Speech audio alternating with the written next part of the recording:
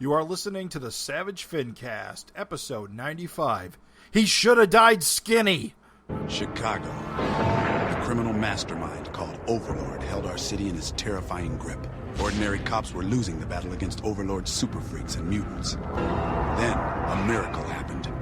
When I found him, he had no memory of his past. I helped him find an identity and a life. Now we have a fighting chance. Now we have the dragon.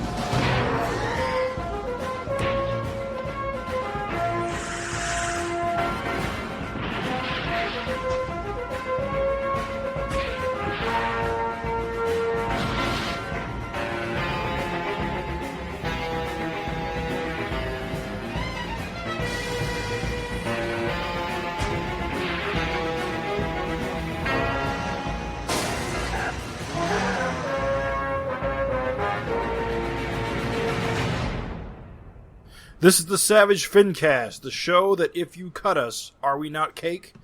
I am Jim Purcell. I'm Craig Olson. I am Cake Vin Perez. And I'm Scott James. We are back for a very momentous issue of the Savage Dragon, the Big 250. I believe that is your adamantium year.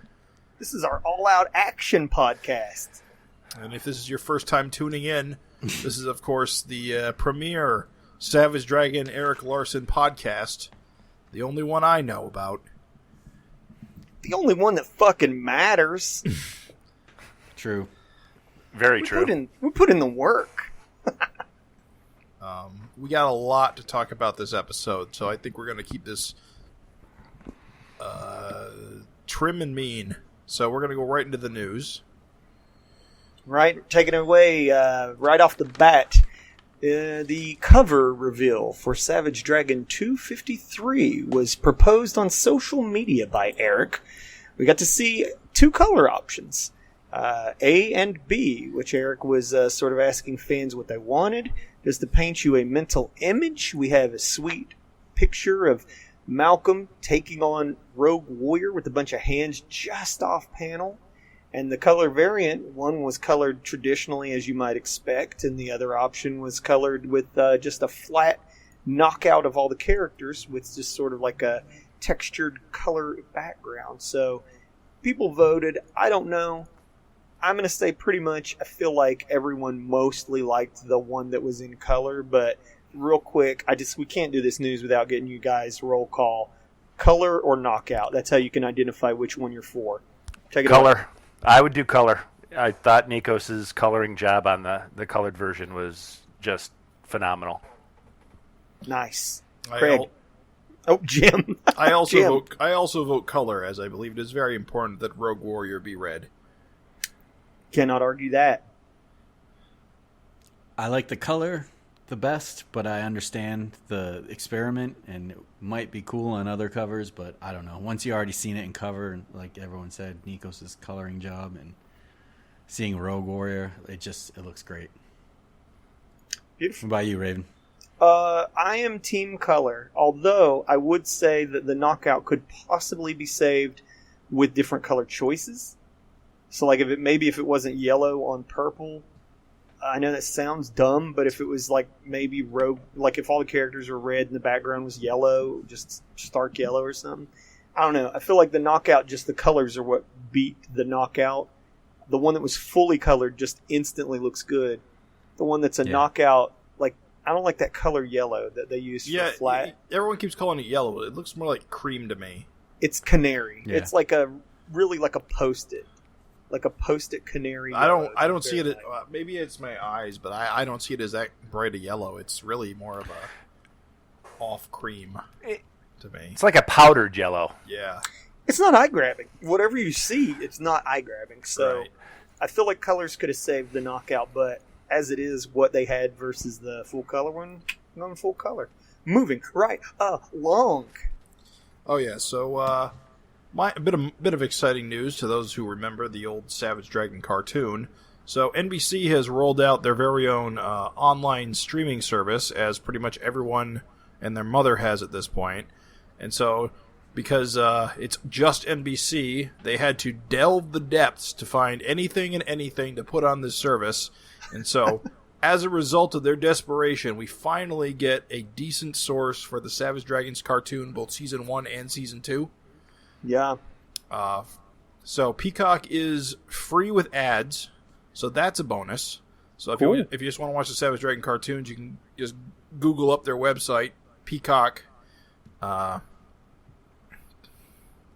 they got some other stuff on there. But I think for Savage Dragon fans, this is all that really matters.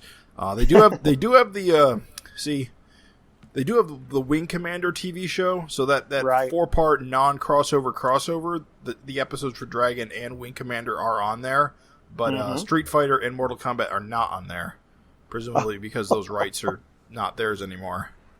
Oh, okay. It is strange to me that Dragon and Wing Commander are still controlled by NBC, but Street Fighter and Mortal Kombat aren't. It's Very, bizarre. very bizarre. TV rights are weird. But anyway, it is now available, and so we now have footage that is only slightly better than the bad footage we looked at earlier, because I don't know what master tapes they have left of this show, but they look like they're VHS quality, to be completely honest. It's not great. I guarantee the show was made in 480. Oh, I'm sure. It was animated on cells. I'm sure if you got the original masters, like on celluloid, it would look great. But I'm pretty sure it's a case of this stuff was transferred to master tapes for broadcast, and then all the original elements were destroyed. And so this is all we're ever going to have. Right. Which is unfortunate, but it is what it is. It's better. It will be better than those bootleg DVDs you can buy at cons. Right. And if nothing else, I know it sounds dumb, and I know Eric has said many times that he has no interest, but if people watched it on stream, it could potentially throw up some red flag for some suit. Oh, cool. This is getting an awful lot of streams and attention, and you never know what could happen. So hey, fuck it, stream it, guys. Put it on the background while you make love. Craig, on to you. Peacock and chill. Instead of Netflix and chill, cock and rock. There you go. Shockwaves were sent through the Savage Dragon fan community as completists lost their mind last week when it was revealed that an additional variant would be released only a week before 250 came out. And this is the Savage Dragon 250 green blank sketch variant by Scorpion Comics, which went on sale a week before Savage Dragon 250 and sold out instantly. It went for $50 a copy for a blank green cover. 250 of them were sold, so I guess one for every issue that's out of Savage Dragon. Right. But really amazing to me that they sold out so fast. I mean, I guess it's all speculators, because we saw, days later them being flipped on eBay for $80 a pop. They don't know Dragon fans very well, do they? But it was quite a surprise. Again, it was just a week before, 250 was about to drop and nothing had been mentioned. And then suddenly there was someone, I believe, posted it on the Facebook fan page, and there was a link there. But I think a lot of the fans of actual Savage Dragon didn't get in on this until it was too late. Yeah, I saw it on Facebook, and I clicked. I'm like, shit, sold out already? That's great, but I would have loved to have gotten one, but I'm SOL. What's Scorpion Comics? Are they just? It seems like they just make variant covers and stuff. I'm not too familiar with them. Is anyone else? Nope. I tried to look around on this website, and honestly, I don't know, dude. I don't quite get what they are, to be honest. Yeah, it's very strange. I think they're just kind of like a specialty store that does variants. But the funny thing is, you get the green cover Savage Dragon. It's got a cover price of $9.99, but it was never sold for $9.99. so that's kind of odd. You know, it's not like it's Right. it retailed at $49.99. Yeah. It is weird. It seems like a crime.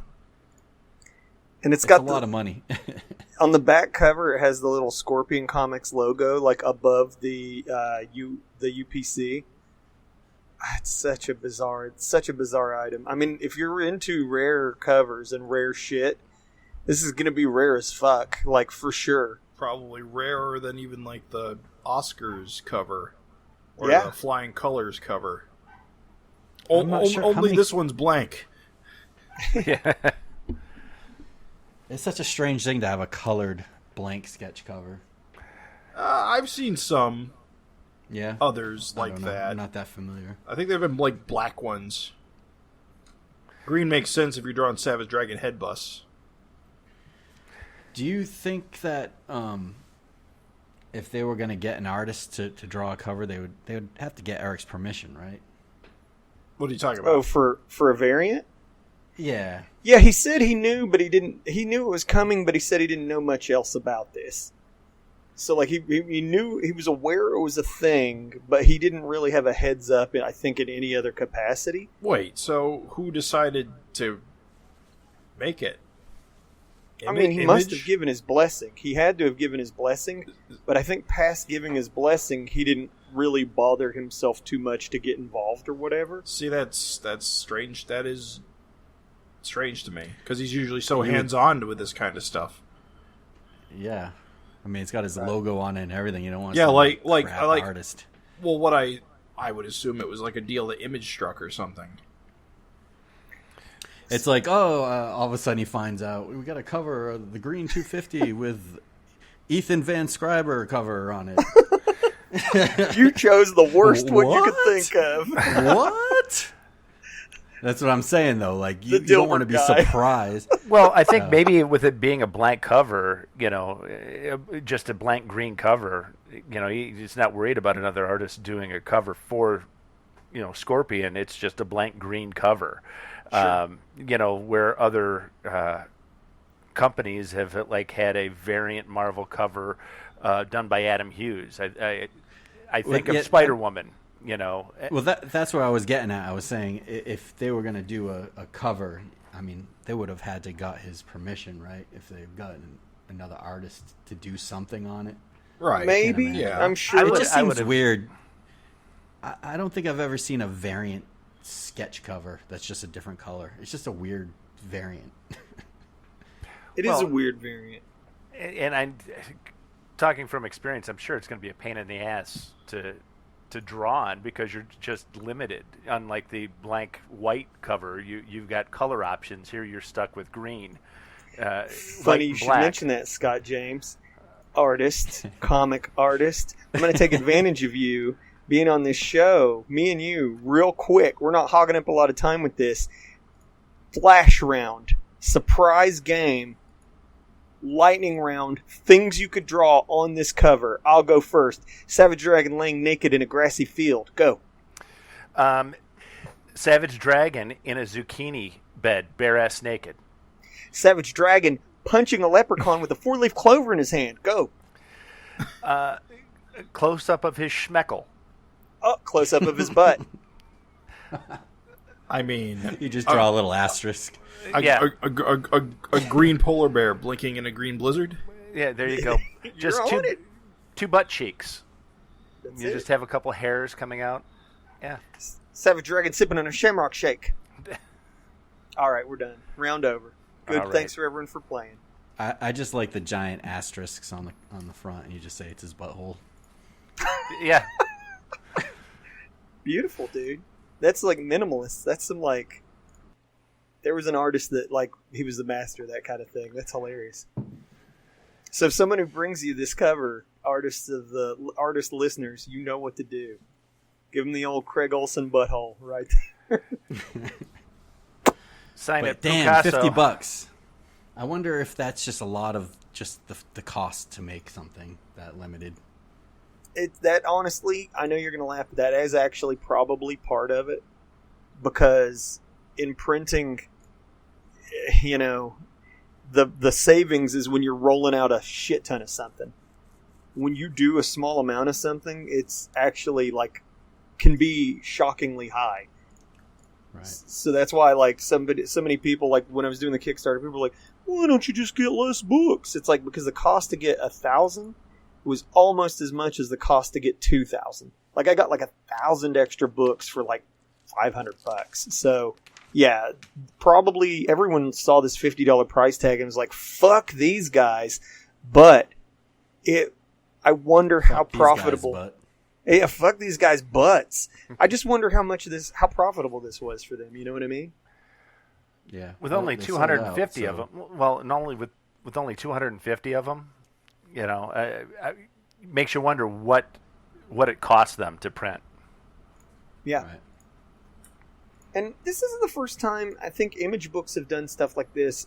There was a weird thing for a hot minute called Ghost Variants. And I know there was a Walking Dead one where Jim Rugg drew Michonne with like a 70s afro and stuff. And so this is kind of like that, where you have these people who are like, hey, I'm going to make these super limited weird variants. Except this one, as you guys have pointed out already, is just a big green blank sketch cover. So I don't know. Weird. Would you get one? Question mark. That's the last thing and we'll roll. I would just for the rarity of it. Okay. You know, I wouldn't. I'd bag and board it and put it away. No interest. I refuse on principle. You know, maybe that's just me being a fanboy going, oh, it might be worth something more. You know, because open all your toys. That's what I say. Well, you know what? All my Dragon comics. I mean, they're just. I've got a big pile of them, and I just go through. I mean, they're all reader copies. So I think the only cover that I kept nice was the nice Naughty Bits one with the Ménage à Trois. You know, Craig.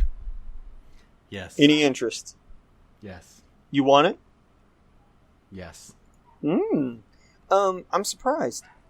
If I'm going to dedicate time to track down a Rare Dragon variant, I'm going to get Oscars or Flying Colors. I'm not going to try to chase this down. So that's my thing. If I end up with an Oscars in my possession, if I end up with a Flying Colors in my possession, then this is like third in line. But yeah, I wouldn't say no, but I'm not hot for it, you know? My problem is I have them all, so now I need them all. It's a I trap. get it, dude. Do you have Oscars in Flying Colors? Yeah. Oh, goddamn big dick energy. I'm unimpressed. I am That's impressed. fine. I think you're compensating. I am. I have a small penis, and so I just buy Savage Dragon variants to make up for that. You missed a chance to make a schmeckle joke. Please refer to it as a schmeckle. There might be kids We'll listening. cut it and replace it. I have a small schmeckle. Perfect. Hey guys, that's all, folks, for the news. I think we got a little bit of a shake-up for this special 250 anniversary. We're actually going to be moving our sweet, sweet listener section with letters and FINteresting conversations to after the meat and potatoes, the issue review, and you'll see why when we get there. It's relevant to this issue. We made the decision before recording that would be a little bit helpful. So, yeah, we're going to wait. But the good news about that for you, dear listeners, is, hey, it's meat and potatoes time. Meat and potatoes. I love me some taters. Well, before we Let's do this. Let's get in it. Well, as we start, we should probably talk about these millions and millions of variant covers. Though, listen, dude, I've been waiting for this for months. We have to. It's time for us to do something a little special and play art critique on these variants, because I think you'd be surprised. One thing before we get into that, though, someone was kind of bitching and moaning on Twitter about how many comics this week came out that had like crazy variants. I think like Snake Eyes had like 30 variants. Jesus. Which is ridiculous. Our entire industry is propped up by variants. There were like 4 other comics or something where the least amount of variants were like 16 or something like that, 10 or 16. I bet Holy one of them. shit. So, I bet one of them was that new Transformers comic too. I don't know. None of them had more than 10 issues to their name, you know. And I was like, my one argument is, you know what? If you reach 250 issues, you get to have some variant covers. Oh yeah.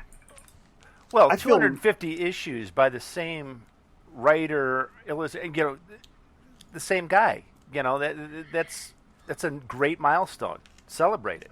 Get some variants. You know, if you're only on issue 10, you know. What's with the variants, right? Yeah. Issue 1, 30 variants. What? What is that about? That's greed. Like, what's sad is that's greed. Yeah, but is there anybody that's getting 30 variants of it? Unfortunately, Dude, I'm sorry. Really? There probably are. Yeah. There probably are. There's somebody, as I sit here looking down 30 at my variants. 6 variants.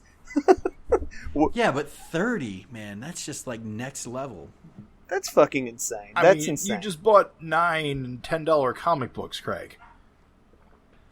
So what? Exactly. Yeah, I didn't buy 30 of them. He he feels didn't better buy about his 30. schmeckle now. He's got all 9. That's an entire issue's worth of variants. And it's for a comic I've been collecting for 25 years. It's not a number 1 that just came out yesterday. I'm just Greg, wait till you get your mind melted. It's 28 years, dude. Oh, whatever it is. But I'm just saying, goddamn. It's almost been 3 decades. Yeah, it's a difference, dude. 30 I would agree. variants I would is agree. almost an entire issue's worth of variants. Those could have been extra pages. You know what I mean? it's just weird. That many variants is absolutely weird. We gotta judge these variants, dude. We gotta judge them because I'm sorry. Because here's the thing. All right, get ready for some sweet hot sauce, some rare venom. We're about to spit because all is not well, dear listener. Uh-oh. Not all these variants really are cut from the same cloth. No. And in fact, we need to get a little sour about 2 in particular. Well, So- there's one that I think is just wretched, but that's Yeah, we're gonna be a little shitty, a little surprising. You may find, but first of all, I think we're gonna go with this white one with nothing on it. I'm not impressed. Well, I was gonna say we can remove the sketch cover from the conversation. that was just phoned in. Well, I do. You know what? I will say this though. In It its does defense, have that classic dragon magenta, though. I got to appreciate that. It's got the classic dragon logo, which is a first. The last one had the college logo on it, and Yeah, that's great. That is really cool. I actually defend this cover for that reason. Like, this cover has a reason to exist. So this is your very first, issue 250 is your very first sketch cover with a classic Savage Dragon logo on it. That's actually kind of cool. So I think we can move do on. Sketch from that. covers always have both sides sketch? Yeah, usually. Yeah, usually. Yeah. Okay. I don't know. I don't buy that many of them. You know, Nick Justice is the sketch cover master. And you should see, he does beautiful things. He'll pull the comic out and just do you a double page spread on the sketch cover. It's really awesome. I'm just saying. Big shout outs to our Finn head. He's not going to be able to do it on this. No, it wouldn't work for this at all. Yeah, but I mean, that's a wrap on the sketch cover. I don't think we need to say anything else about that. Just for positivity's sake, I nominate that we end with the 2 obvious good covers. We save them to the end so we can get the ugly stuff out of the way. So let's not talk about Eric's cover or Walt Simonson's cover till the end. Is that cool? So we can. Why don't we just rank them what we like? I'd like to hear. Because I would like to talk shit about some of these other covers. That's why. Well, that's fine. But real quick, just Rank them? Sure. Yeah. Like, I'd like to hear what people like is best from best to worst. Well, why don't you lead us on that? Take it away. All right. Well, I got to go with Eric's cover. Just the colors are amazing as my favorite. Mm-hmm. I just love it. I love everything about that cover. I know it's kind of a rehash of the original one, but that's fun. But when I saw this in print, it just blew me away. It's The totally color's different, awesome. isn't it? Simonson cover number 2 for me. Yep. Just it's Simonson. It's matches the insides of the comic. It's, features the kids. It's just well done. It's thought out really well. And that logo, good stuff. Eric colored that. Isn't that cool? Yeah. I love it. Number I go with the Frank Cho one as the third one. Okay. I'm not happy with the circumstances around it, but we'll get into that. All in all, it came out really good with the colors. Like, it looks pretty. It could have been better. We'll get to that. But I like the 100 pages across the top. I like the look. The colors really make it pop. Next, I got to go with the Otley. Okay. I love the foreshortening. But it, it's based on a sketch, and you can tell. But it's still really cool. Sure. I'll go with Liefeld next. It does nothing for me. I can't say anything really about it. Sure. I don't like it. Sure. And then I'm not really a fan of Scotty Young. I'm not. Dragon looks overweight. His fin looks really bad. I don't know. I don't like the text. I don't think it's funny. I agree That's with fine. you on a lot of those. Of course, Eric's is first for me. Yeah, I was going to say, just jump into it, and because we're going to actually, if you'll be so indulgent, I'd like to actually tackle these on a cover-to-cover basis too. So just go ahead and jump, Scott James. Do your list now. I would do Eric's.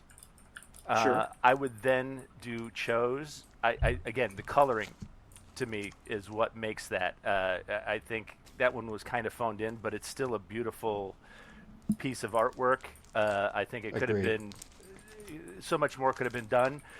I then would go Simonson. Cho above Simonson. Cho above Simonson. Okay. To me, shocker. I can see that. I know Eric colored Simonson's, but I think with it being such a flat color, I think so much more could have been. I would have loved to see Nikos color that. I think with that watercolor, what he's doing now color-wise, it would have been an interesting pairing. I would then go then the Otley. Okay. I then would probably go the green cover that no one can get. Oh. I would then go Scotty Young. Okay. And I wouldn't. The Rob Liefeld cover is. It's atrocious. Sure. It looks like he drew it with his non-dominant foot. We'll get into it, dude. There will be. Listen, like I said, we're going to go cover by cover and talk about our thoughts and what happened and whatnot. Yeah. So I wasted the variant cover. Jim, why don't you give us your blowdown? Well, Blowdown? Yes. I don't know what. Sorry, I'm hyped, dude. So obviously the Little Dragons cover by Simonson is definitely the best of all of these, in my opinion. Sure. I like the Scotty Young cover.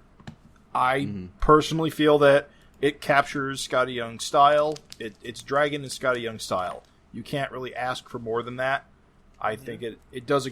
I think it looks good, in my opinion. His fin's got a little bit of wonk to it, but I've seen worse. And you know what? I kind of like the beer gut. I think it adds a lot of character.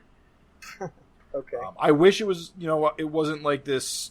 I wish the scene was different, but I can see kind of what he was going for as like a kind of a comedy skit. It's not. It's meta. It's a cartoon. It's basically a one-panel comic on the cover, which I can appreciate that too. But sure. I like it. Oh boy, is the Liefeld cover not good. All I can think of looking at it is limes. Limes? Is not a good... I don't know who colored this cover, if Liefeld did it himself or somebody else. No, it was colored by someone else. It does not... Nothing on this cover comes together right. I don't like it, sir. No, thank you. The burlap background is another kind of odd choice. The Otley cover's fine, if dull. It's just a basic action pose. I mean, Otley's good, but it's nothing I'm going to write home about. And what even was the last one? The Cho cover? Yeah. Yes. So what's your rank, though? Are you ranking? Yeah, you kind of skipped your rank. All right. Yeah, you're supposed to be ranking them. All right, so number 1 is Simonson, then Scotty Young, then Otley, then Cho, then Liefeld. Where's Eric's? Well, Eric's number 1. I mean, is that even a question? Okay. Oh. Sure. I mean, it could be. You could be someone else, dude. It's fine. I mean, I guess in terms of uniqueness, I would probably rank the scene that Simonson puts on the cover as more interesting than a homage cover. Right. But I still think Eric's cover is probably the best of all of them. Okay. Especially with that Nico's coloring. It's really, really good. Well, I'll give you my rank quickly, and then honestly, guys, because again, there's some story, there's some drama, but my ranking is just basically I like Eric's the best just because, and it wasn't going to be the best until I saw it in print. I was going to put Simonson on top because I thought it was more clever and like fun, but seeing this 250, like Craig said, just echoing his sentiments, seeing this 250 pose in print with like the coloring and everything, it's doing it, dude. The nostalgia's winning. And so, yeah, it's hot. It's Eric's is number 1. I got Simonson at number 2. I don't even have it, and I know Otley's is number 3. And then I got to have with Cho as like number 4, and then Liefeld number 5, and then Young last. So that's my ranking. And so again, we don't want to, I guess, like labor our points too much here, but I feel like at this point I want to just kind of like do just a little tiny bit of like, because there's the Cho cover obviously has a story that I think is worth talking about.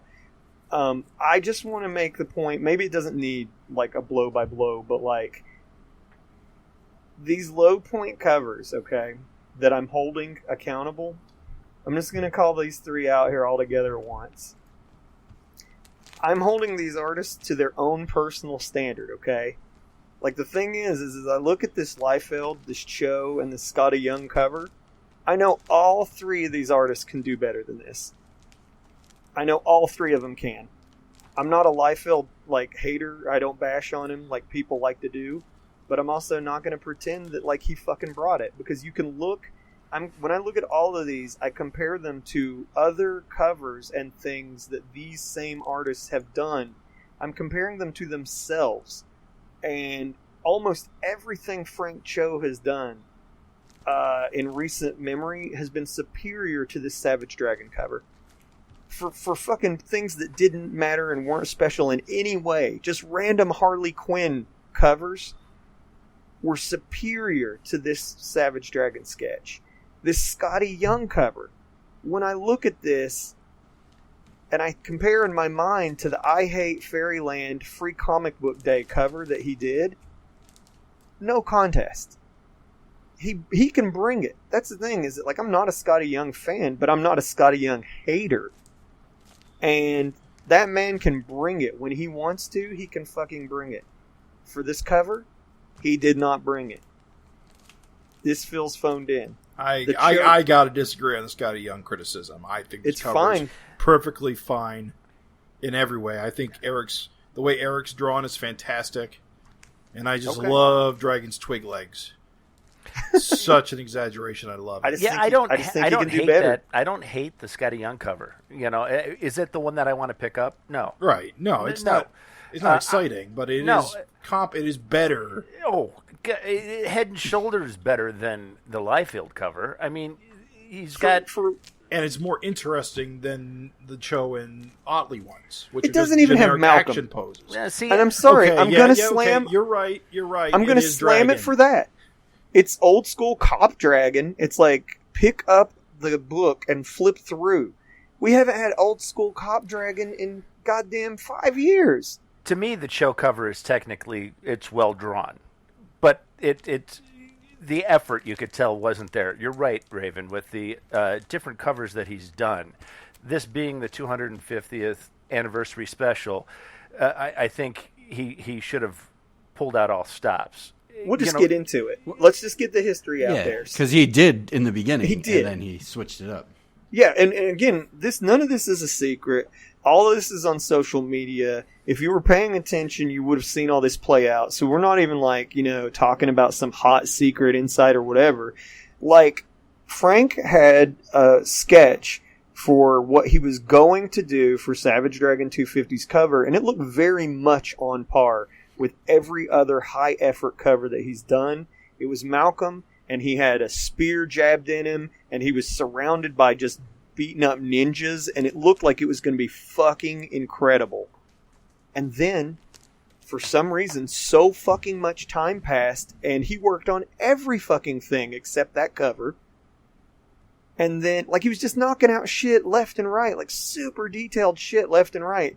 And he never got that fucking that Savage Dragon cover any further past that sketch phase. And then finally it comes time to where he's the holdup. It's really obvious because everyone else had turned in their work and his sketch cover hadn't materialized in any way, shape, or form. And the way Malcolm's hand was resting on his pants leg, it was like an upside down OK, which on the internet, like, internet trolls and white supremacists try to treat like the OK sign like a white power sign. I guess now it actually is because white supremacists have adopted it. But some commenter said that it looked like the OK sign. Eric asked him to change the hand. And then in a response, what we got was this completely redrawn from scratch cover of a phoned in, like, subpar pose, right? And it's one of those things where it's like, dude, we know you could do better because we saw. Like, we know, like, the story is out there. The narrative is out there for the readers now. We know that you phoned this cover in retaliation for being asked to change 2 fingers. Like, you could have blacked out those knuckles in 30 seconds and that hand wouldn't have looked like an OK sign. So it's completely ridiculous. I'm not sure that's exactly it. That's exactly it. Could be. That's exactly it, dude. We traced down. Really? I traced it down. Yes. I traced down all of this, like the comments, the threads, and the posts. And that's exactly what played out. So it's like, and again, I can't confirm. He didn't come out and say, "Oh, I'm so pissed off. Take this shitty cover." But that's what happened. He said several times, "I'm so annoyed. I'm so frustrated." And I'm like, why, dude? I don't think it's a shitty cover. It's just not as good as what it could have been. No, like I said, it's technically drawn well. I mean, anatomically, it's correct, but it's not a typical show cover. And the colors saved it. Oh, I will say the colors are doing the heavy lifting on this cover. And now the Otley cover only exists because it was unclear if the show cover was going to come in on time, right? Right. It was. Is that why it exists? Yes, that's why it showed up so late after solicitations happened. And you can't blame or take anything away from Otley on this because this wasn't drawn to be a cover. He wasn't involved at all. Well, and it was an Eric Larson sketch that he inked. Right. Well, it was a sketch that Eric was going to toss, is what the story was. Right. And Otley was sitting next to him and said, "Can I have it?" And he took it and finished it. Yeah, I'm not. No. And so it looks cool. Don't get me wrong, but we can't judge it based on what because Otley, I'm sure if he was tasked with drawing a cover, it would be more effort in it. But it still looks pretty damn cool, I think. So again, that's my own thing. Is I'm holding Cho to his own standard. He has set the bar that we judge him by. And I am a fan. I'm not mad at any of these artists, dude.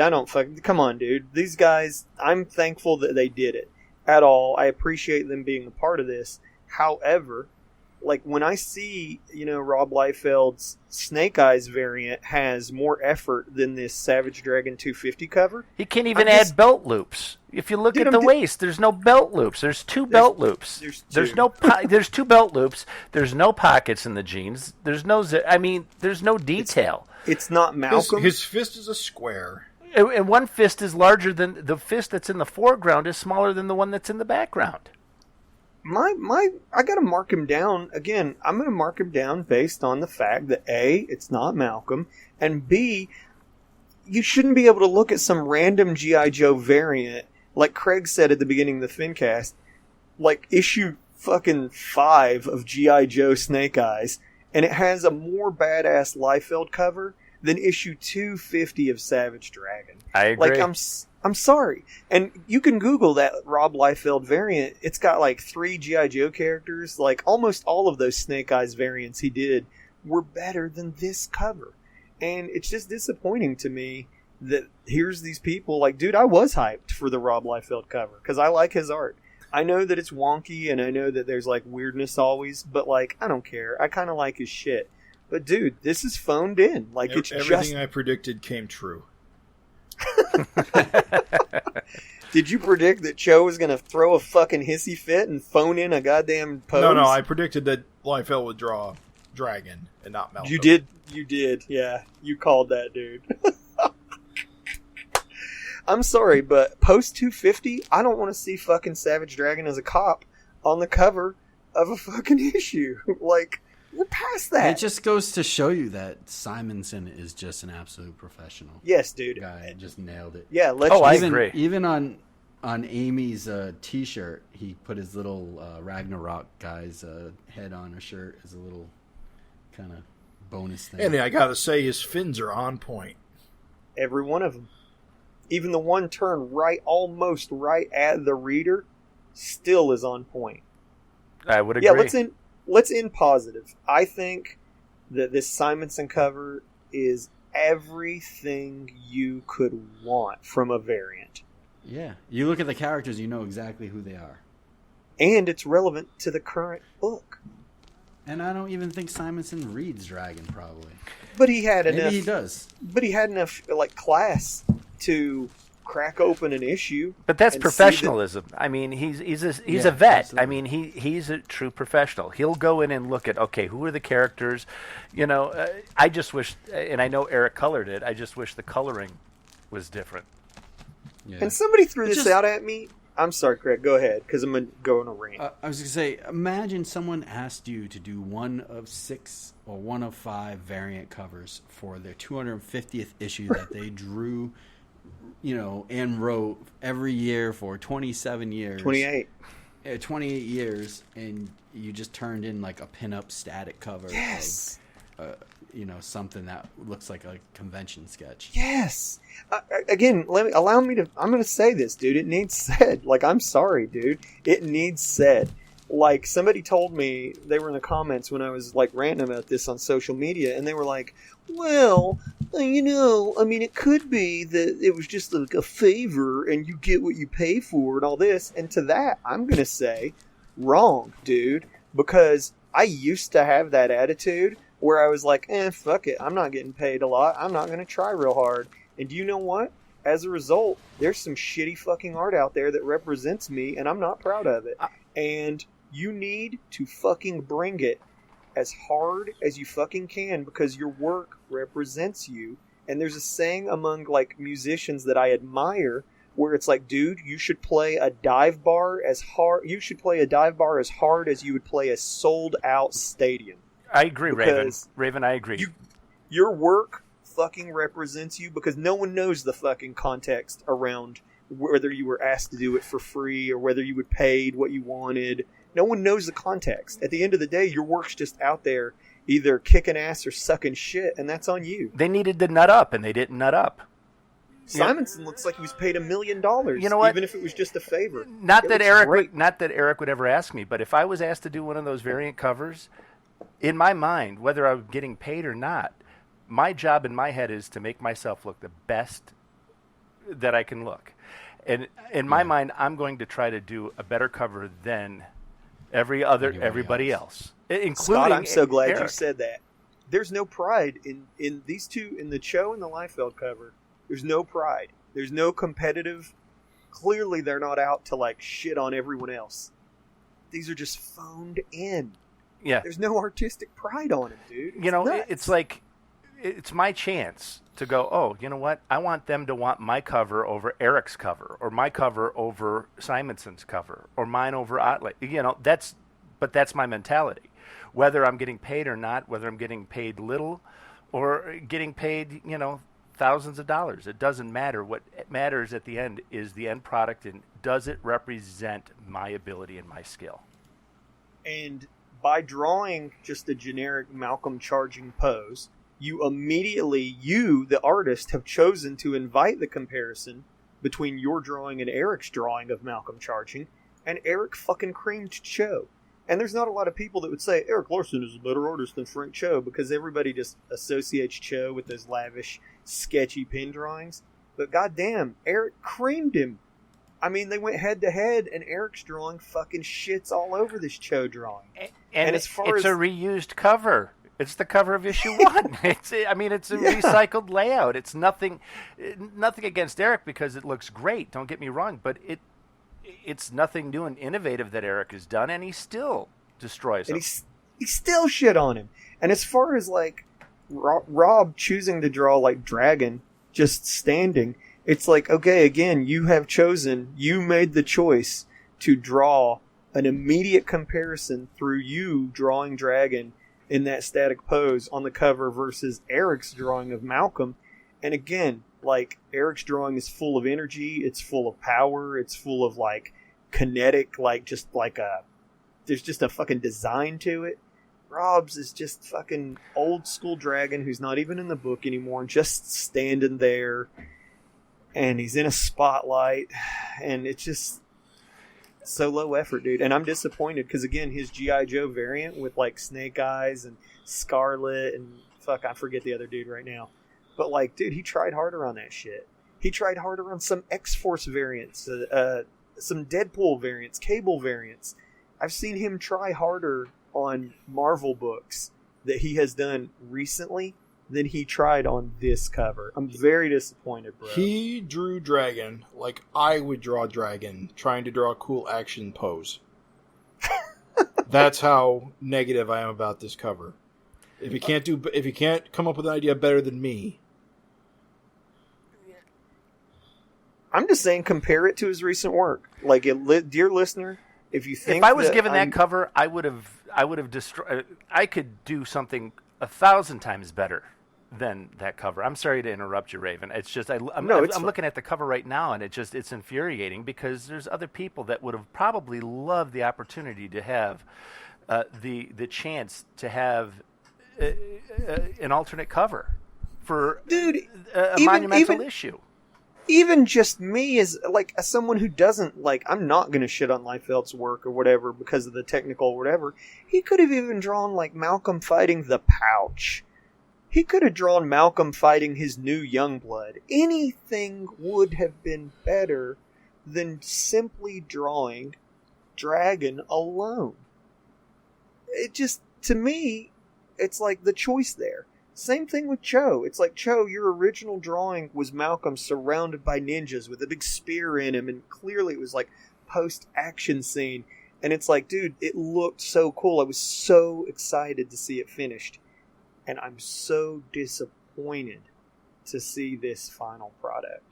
I don't know. I'm done. I'm going to stop bagging on these. I hate to start this out with this way because, dear listener, we have so much positive shit. Like, we have so much good stuff to say for the rest of the thing. But, dude, we had to say it. It had to be said. Anyone else have anything else they would like to contribute to the cover critique?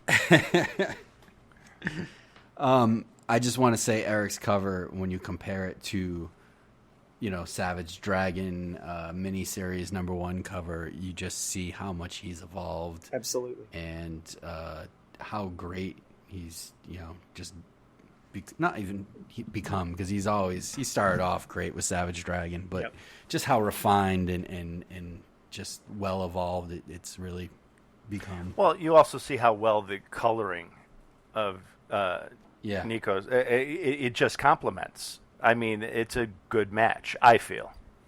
There's a confidence an increased confidence in the cartooning, the anatomy, like just the choices where the original cover used kind of the thin 90s cross-hatching all over. The modern 250 sketch with Malcolm uses bold black shadows in the legs and in the left forearm that's facing the reader. And it's just so much, it stands out so much better like 28 years of this guy just improving his craft. It shows. Yeah. It's fucking awesome. Amen. So shall we get into it? Yeah, let's get into it, dude. Positive stuff ahead, dear listeners. I swear, you're in for a treat.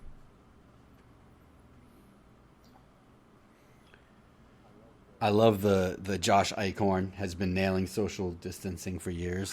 It's awesome, dude. Classic. And I love this top-down perspective of, Malcolm and Maxine. I do, too. Chilling in the bedroom.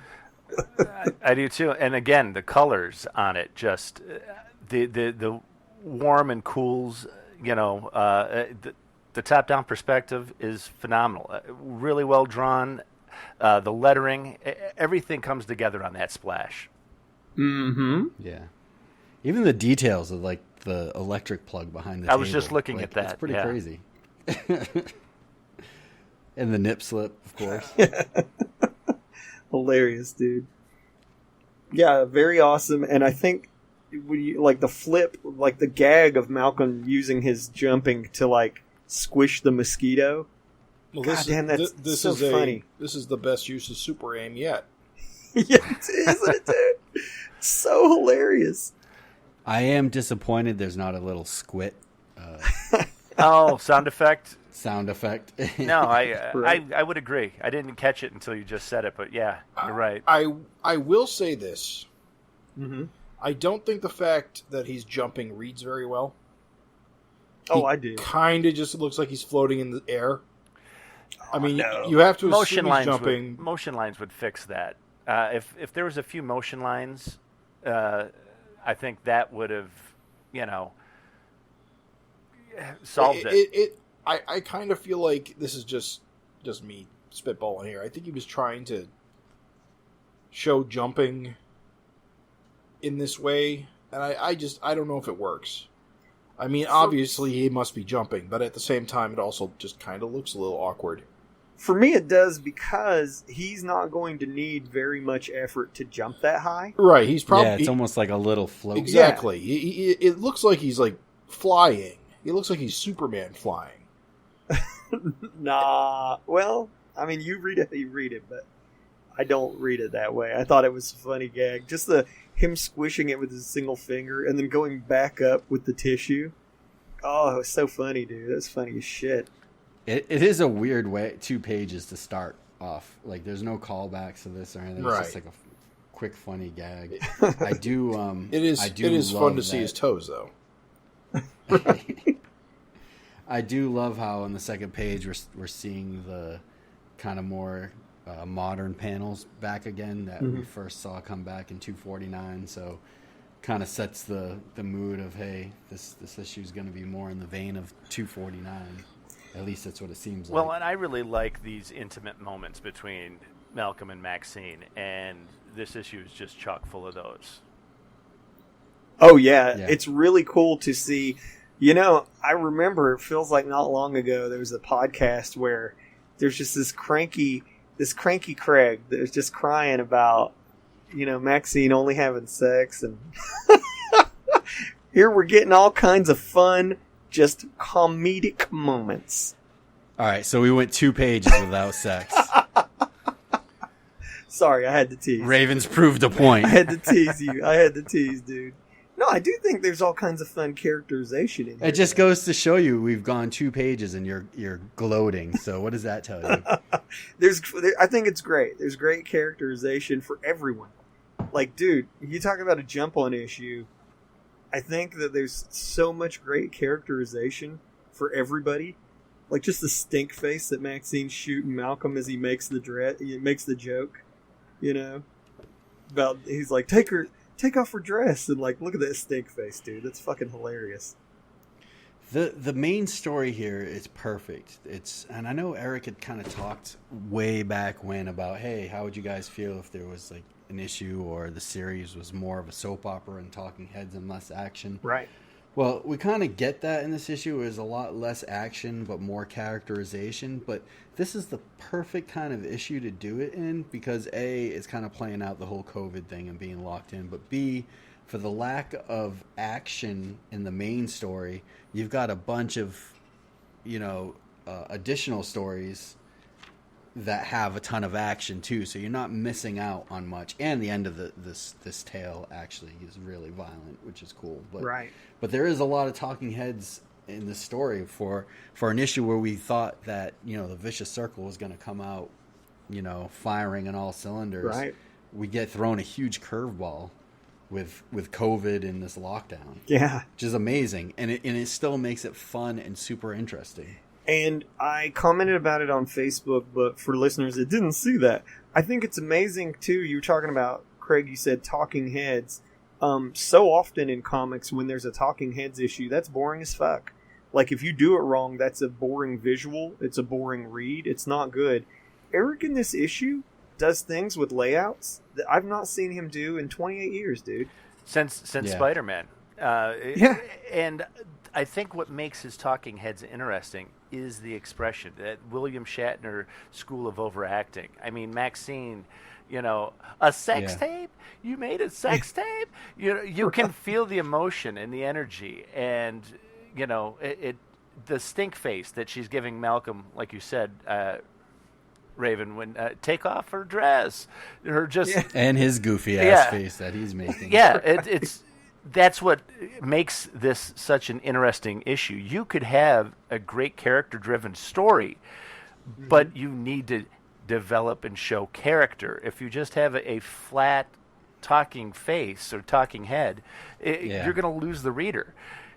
Yeah, and talking head is definitely the wrong word for this. It's just a lot of dialogue and people having conversations, but Eric can mix it up where it's not just heads, it's full bodies at different angles, doing different things, laying different ways. He's a great director. He's moving that camera. He's going from from the opening splash page, a bird's eye view, and then rotating the camera around in a 360-degree angle. I mean, he's really setting the stage and directing this and really developing these characters in the process.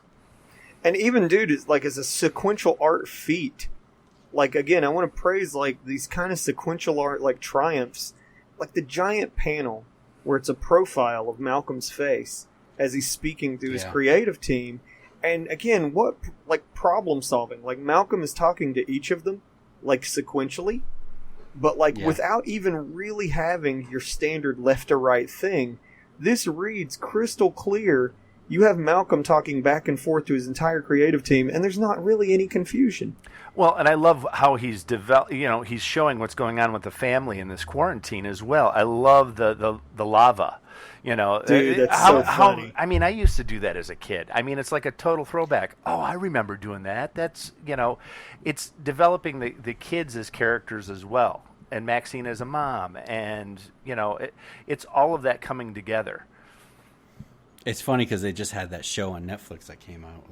What was it? Don't Touch the Lava or something? Have you guys seen that? No. My kids love it. It's basically this game, but they made it into a game show where you go room by room and you've got to get to the one side of the room from the other without falling in the lava. I was just watching Community, and they had the issue of where they were playing lava in the whole campus of the school. So, kind of been a theme as of late. Did you guys recognize his creative team? I know everybody except the creator of Tribe. I know there's Justin Jordan, Gail Simone, Bill Sienkiewicz. Oh, is Larry it Stroman? Larry Stroman. Right. Oh, of course. Okay, there you go. Well, we read that one issue of Tribe, so we're... That's Jordan D. White is the... I think you said Justin Jordan. Who's the fourth one? Bill Sienkiewicz. Oh, okay. Dude, he looks so much like him. It's fucking hilarious. He nailed it. They all do. They all do.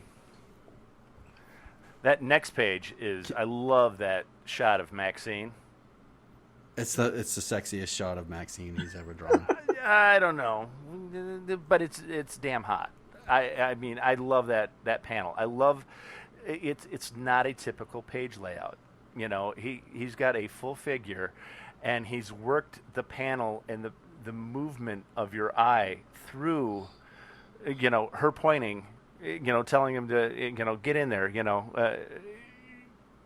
and I love the little bit of her kicking him in the butt. You start with your establishing shot, their apartment. You go to her kind of reading him the riot act. The little swift kick in the derriere. The close up of her talking, him getting ready to hop in the shower. I love the end of the clothes being thrown in the washer.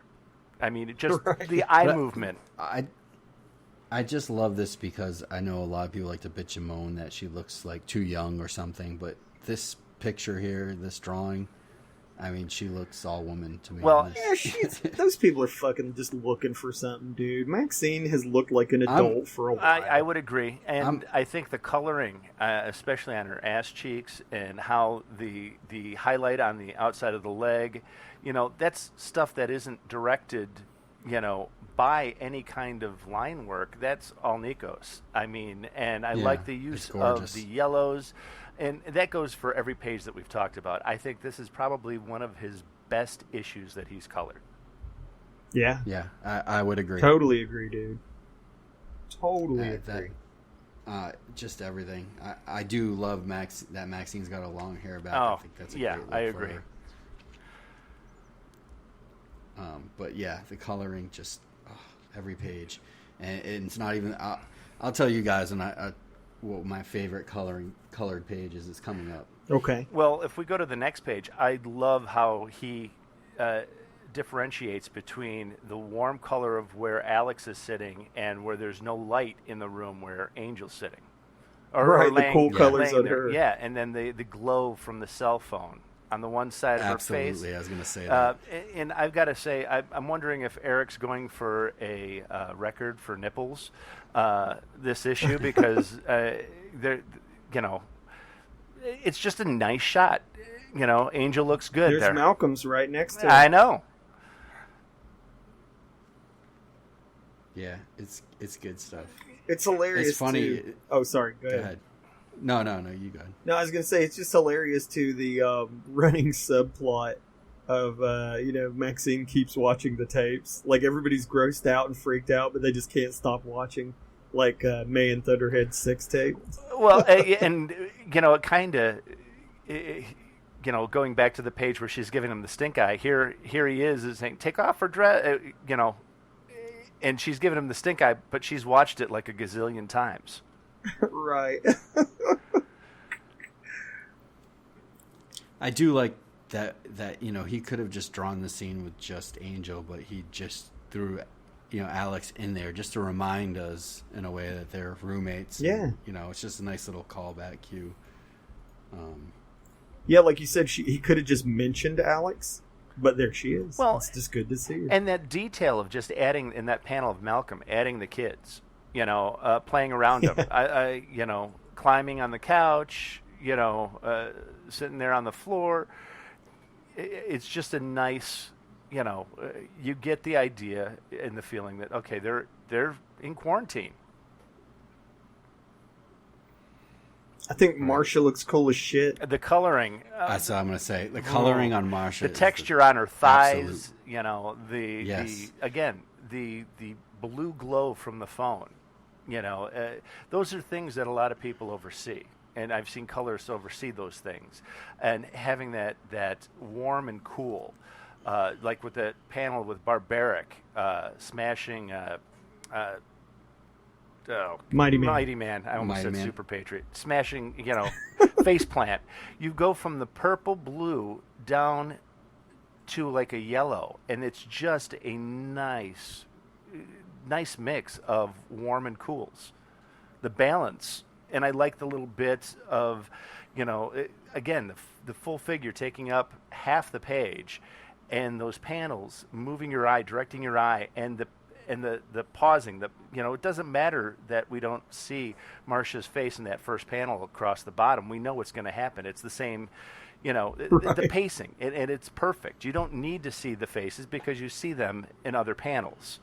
But it's that comedic pacing, the repetition. Repetition for the sake of comedy. Yes, that's hilarious, dude. Don't send me a link. I don't want to watch my brother having sex. Why did you see it? Pause. Malcolm. Pause.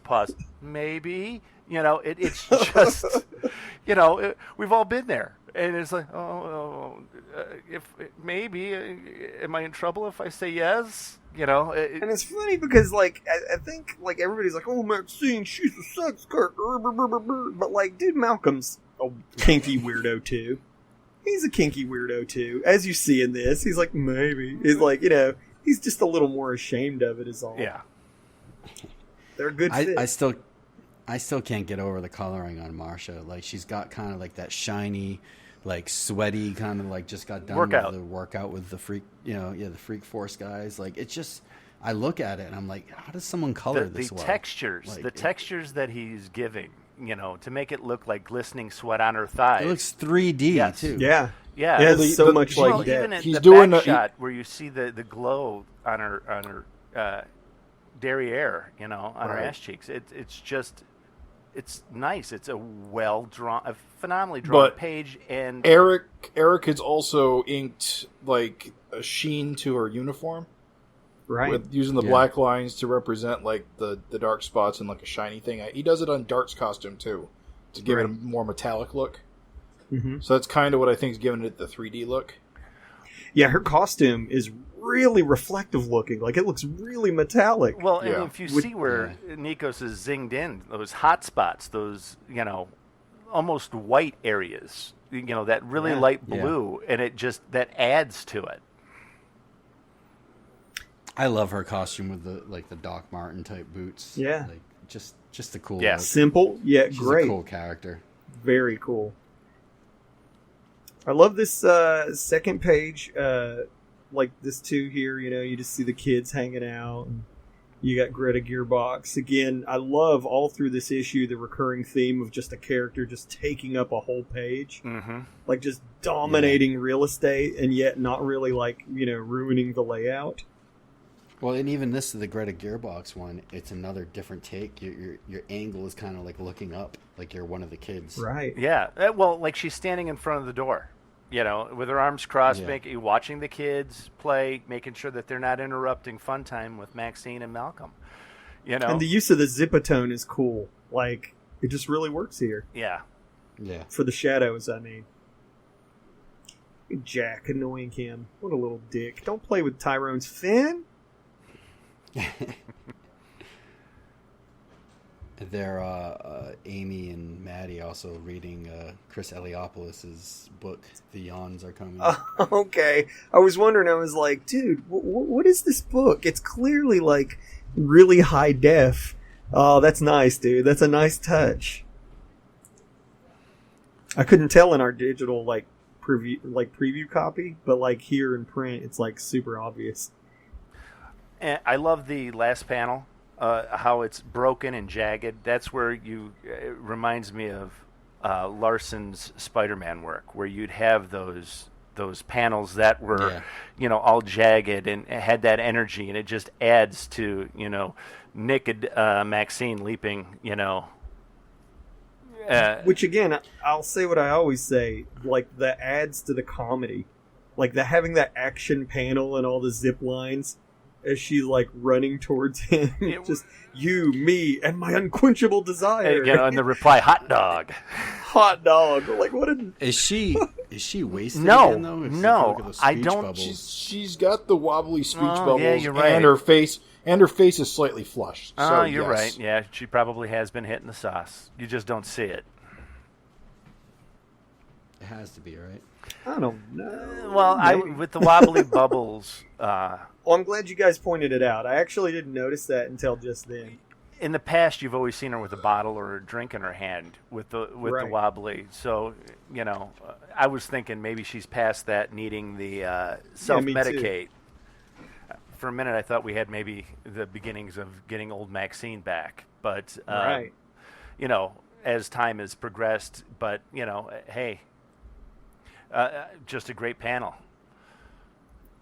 Guys, page of the issue for me, layout wise, I love the use of just different floors to show, like, the dragons are in one location and Captain Tootsie is in the other. Oh, like, think that is cool as shit. No, I think that's a great device, and having the image. I mean, because it's like a splash page. There's no gutter or border around either one of those panels. I love how it blends together, but yet they're in different spots. And then the 3/4 top-down perspective, where you've got planks of the board just missing in certain places and negative space coming through. So fucking clutch, dude. I love it. He turned a Zoom call into an interesting layout. And, I can't believe it. And this is where, those talking, the talking pages, it's made interesting because he's moving his camera.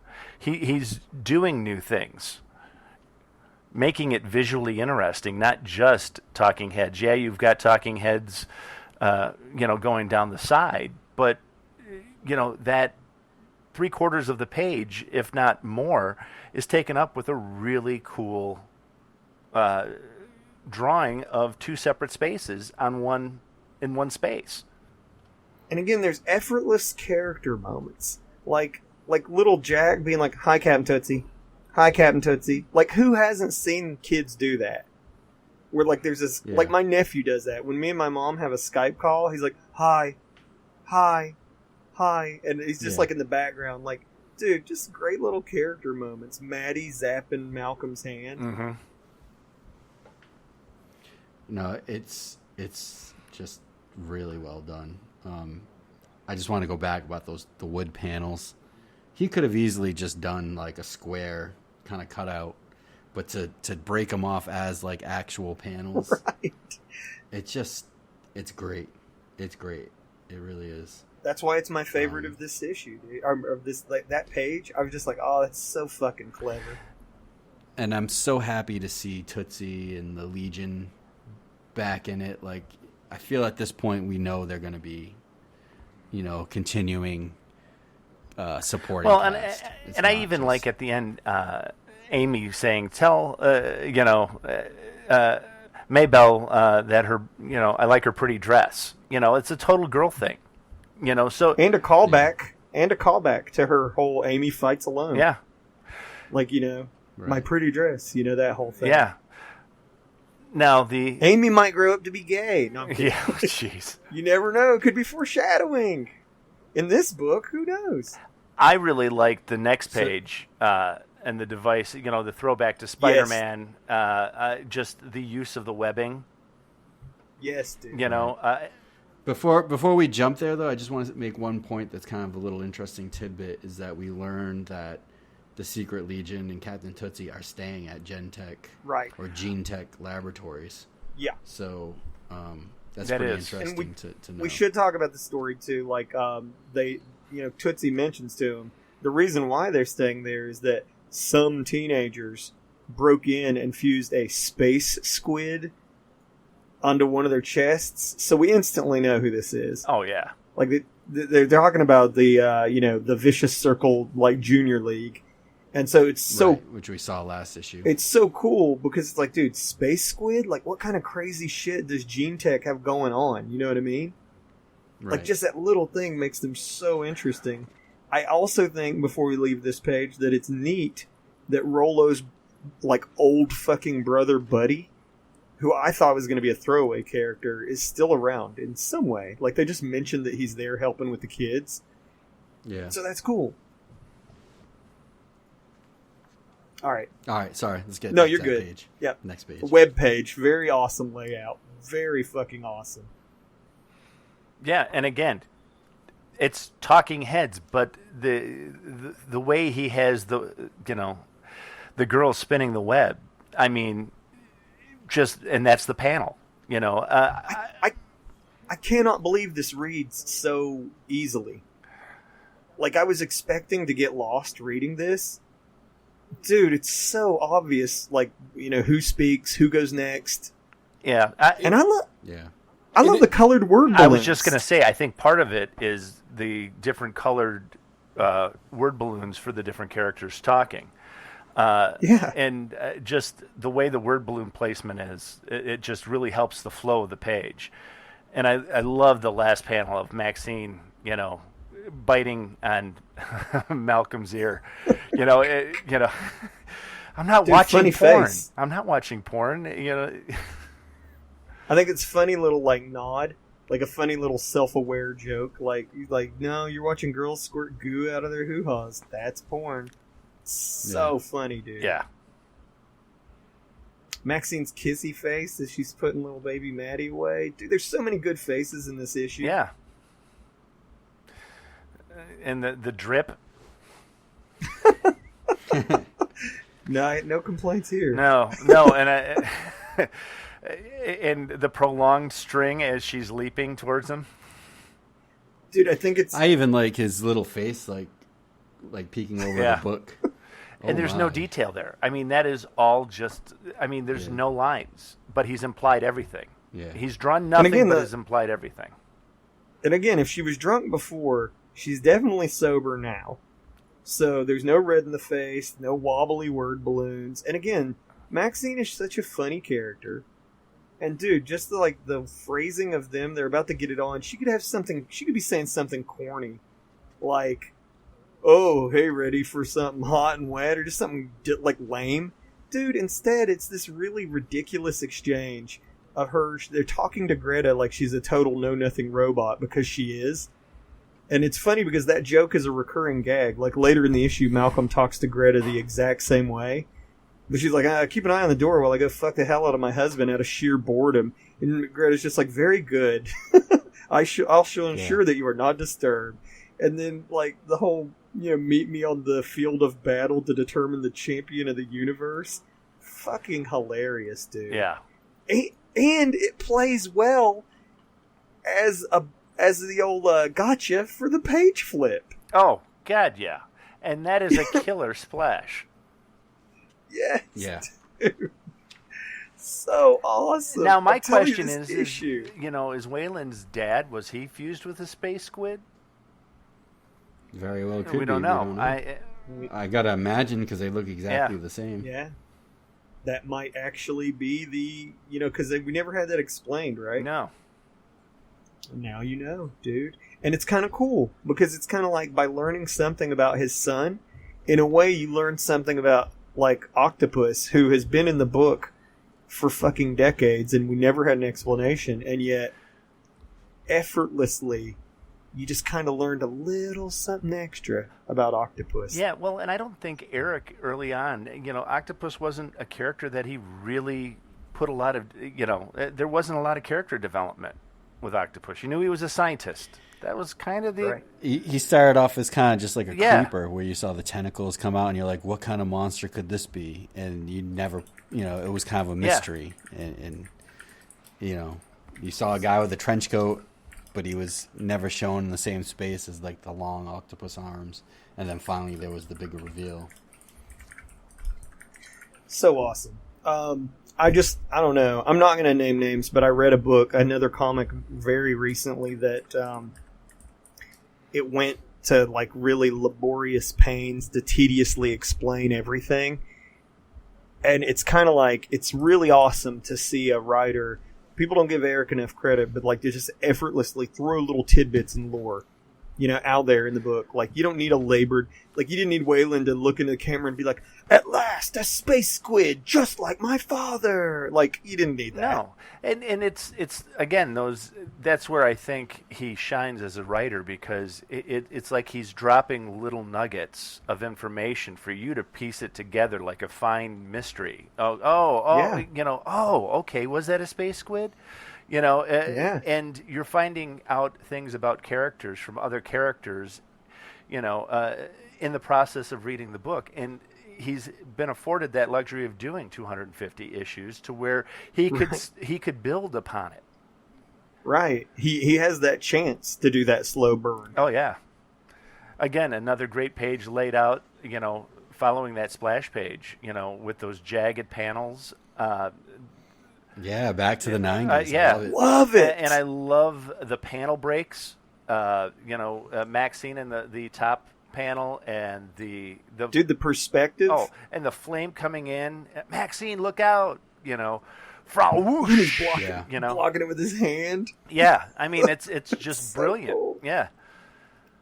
My favorite part of this issue is the second panel where Waylon's just like in awe to Celebrity It is, Crush because she's like, Dude, that is such I love that. hilarious. Slobbering he's just, like, time's frozen over, you staring at pig. him.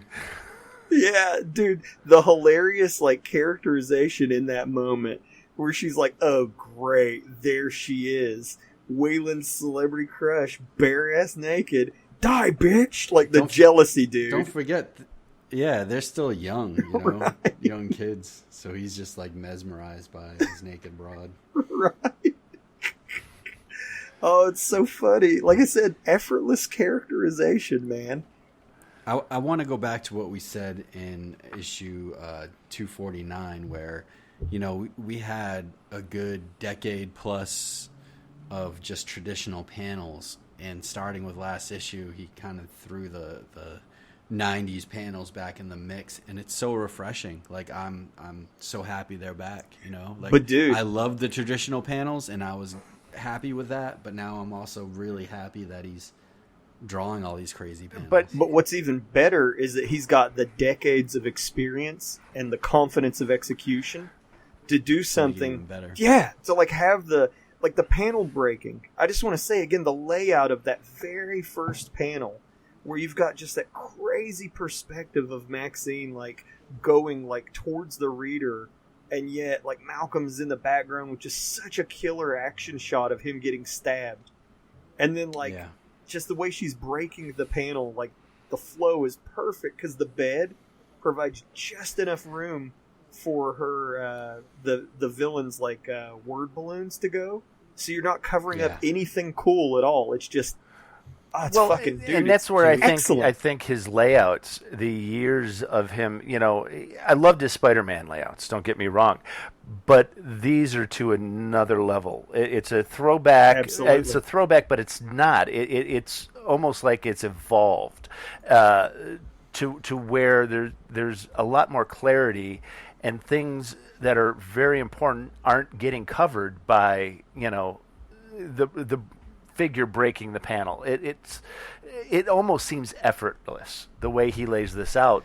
But if you digest all from each page, the panel to panel movement and how your eye moves across the page, especially with those large Right. figures, it is a master's class in being creative with your panel layouts and storytelling, and being effective in Absolutely. your storytelling.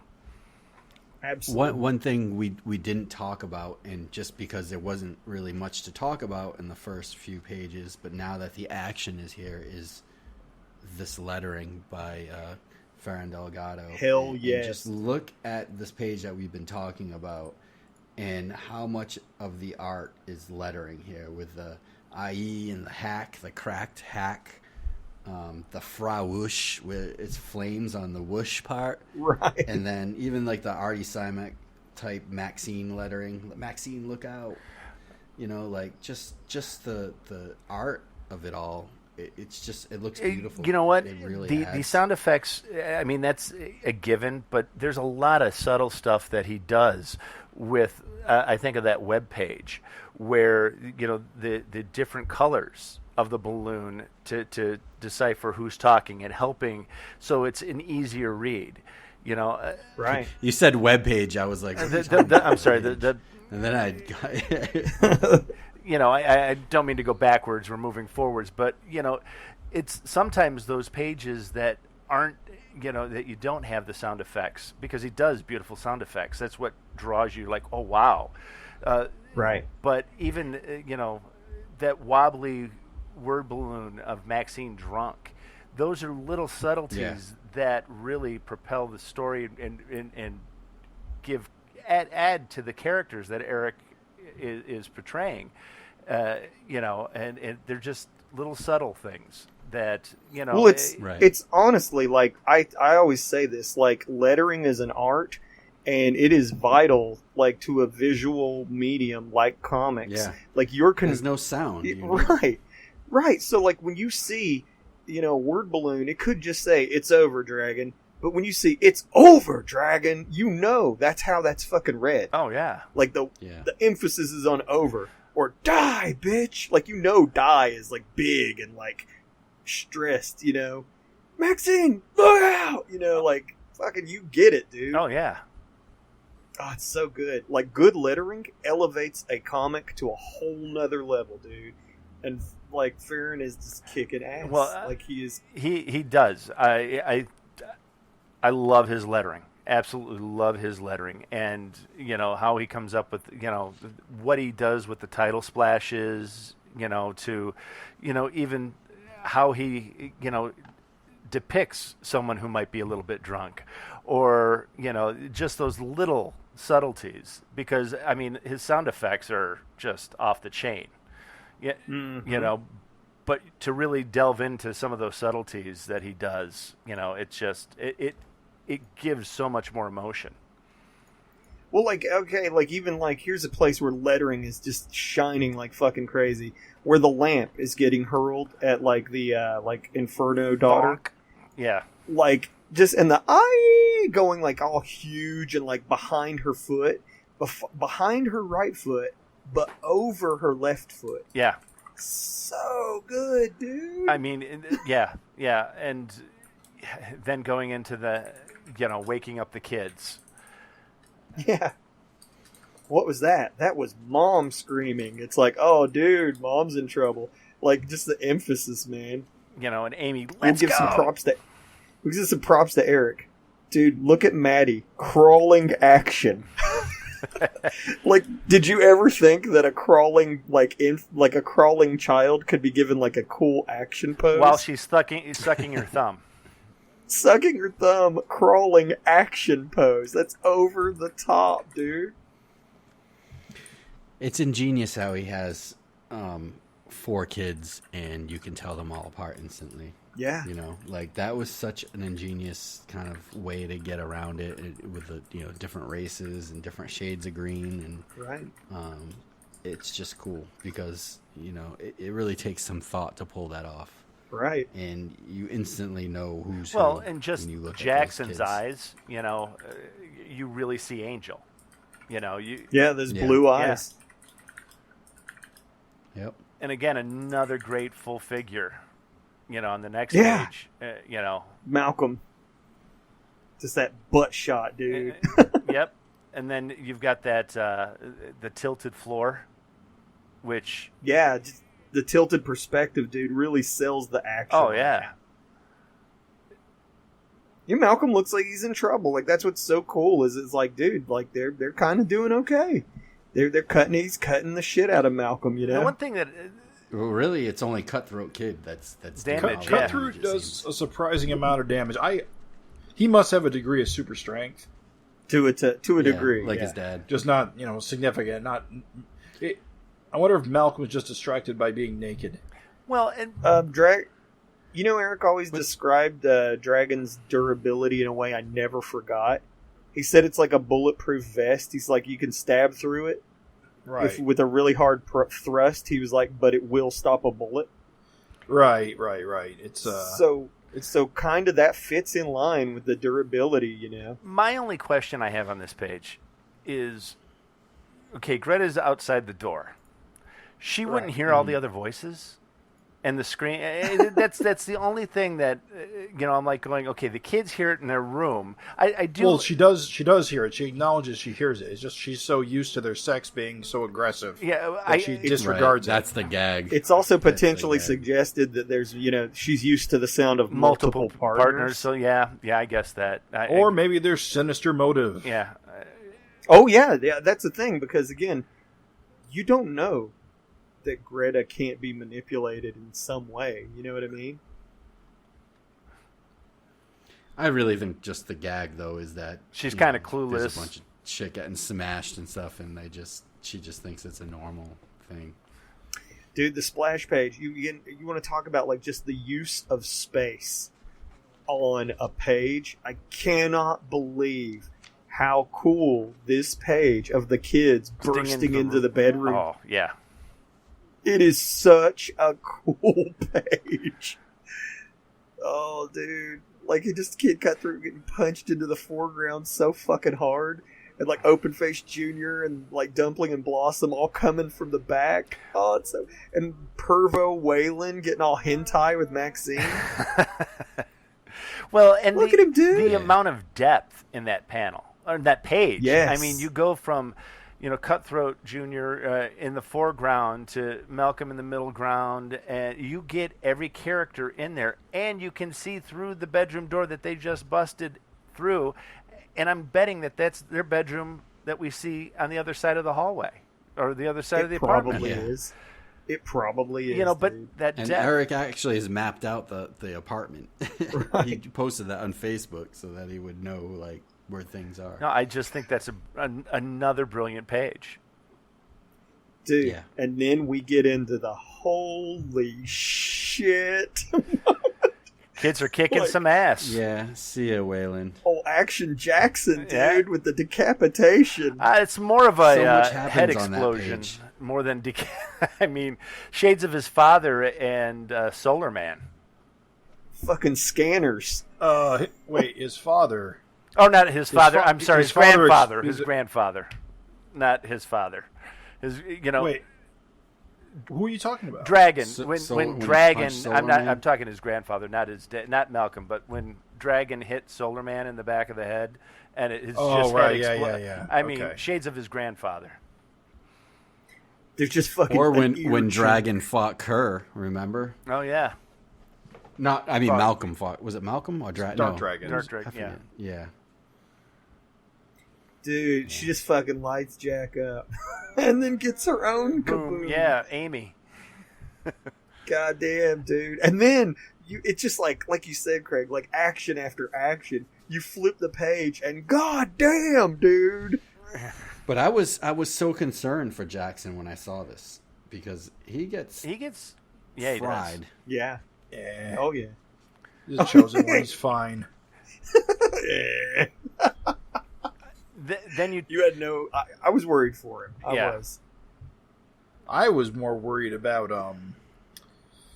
oh wait. Oh, Maxine always, but no, wait, not this scene. I was worried about somebody in another scene, but not this scene. I was worried about Maxine this whole fight scene, dude. I thought she was gonna get fucking chopped up or fucking burnt or something, dude. Because she's just a normal person, you know. Dude, Vicious Circle Jr.'s got just obliterated. they Yep, did. but at least the shit monsters survive. Oh, dude, well, yes. open face, I won't man. lie. Oh man, Goddamn open face, dude. I like how they're trying to punch Dragon and it's just splattering. Well, and then my question Yeah, is exactly. that Open Face's foot or is that Dragon Schmeckel that we see? Here's what's funny. It's a fight. So digitally, I thought it was a State Fair zucchini, but in print, you can clearly see the shine of the shoe. Oh, can you? Okay, because I'm Yes, looking on yep. the digital. Yeah, I had the same. I was Eric's still cowarding out. I wonder if that was done like that on purpose. yeah. Probably. Oh, it had to be. Had to be, dude. I won't lie, guys. I'm sad to see Open Face Jr. and Waylon and fucking Lady Inferno. I'm sad to see him gone. I would agree. I Inferno, was hoping to see yeah. more development of their character. I mean, we started to see things Yeah. when they're coming over the border, and you're starting to get that interest in the character. But now they're gone before you really get to know them. But And they're more of Malcolm's villains Yeah, too. right. Which I we need am more going to say recurring something Malcolm controversial to this group based on what all of you are saying. No. No. I haven't No. I have not liked these guys since their introduction because they're Really? they are too similar to their parents. And if there's one Okay. thing Eric doesn't like doing is repeating himself, and I knew, especially like the way the first time they all got tossed in jail immediately. Uh-huh. I knew they were not long for this world. They are fodder characters. They are here to push Dart's agenda. All right. Can I but say my one question thing? is then Dart is, I mean, she's been done. Good, Can I say one thing, though? Well, I wouldn't put too much faith in her living much longer either. I'm going to say three She's things. definitely lived quite a long time though. I'm going to say three things. I'm going to say one, I think that they're introduced into the book the concept that any normal human, can be bonded with a space squid. So that's fucking crazy. If you think about it, technically that means anybody that could like break into a gene tech lab could become like an octopus type. Yeah, character. but where are the space squids coming from? So Jim, I don't know. But I'm just saying it's another toy in the toolbox. But you dude. also need some kind of genius like Open Face Jr. or something. Well, that's the other thing I was going to say. Wasn't he a clone? yes, So Yeah. 2, yes, he's torn There in could be half, other clones. but there could be other clones. And then 3, my final thing, as sad as I was to see these guys go, I think the right characters survived. Dumpling and Blossom are way too interesting to throw away. And if you remember in the last issue, they had sort of a romantic thing going on with... didn't they have a romantic thing going on with Cutthroat Jr.? yeah, and Waylon. Well, they liked him, They but wa- I don't think it's reciprocated. Well, exactly, but still it's there. So I'm saying now you Although got... I found it really interesting that based on what she says, Inferno was way into Waylon. Oh, yeah? Oh, Yeah, yeah. some Well, of the stuff and you she see says- that in this issue here. Because she's jealous of Maxine, and Right. Waylon's obsessed with her, so obviously she must like Waylon. Right. So it actually, that relationship getting cut short is actually what I will miss. I just think it's cool to have them sort of...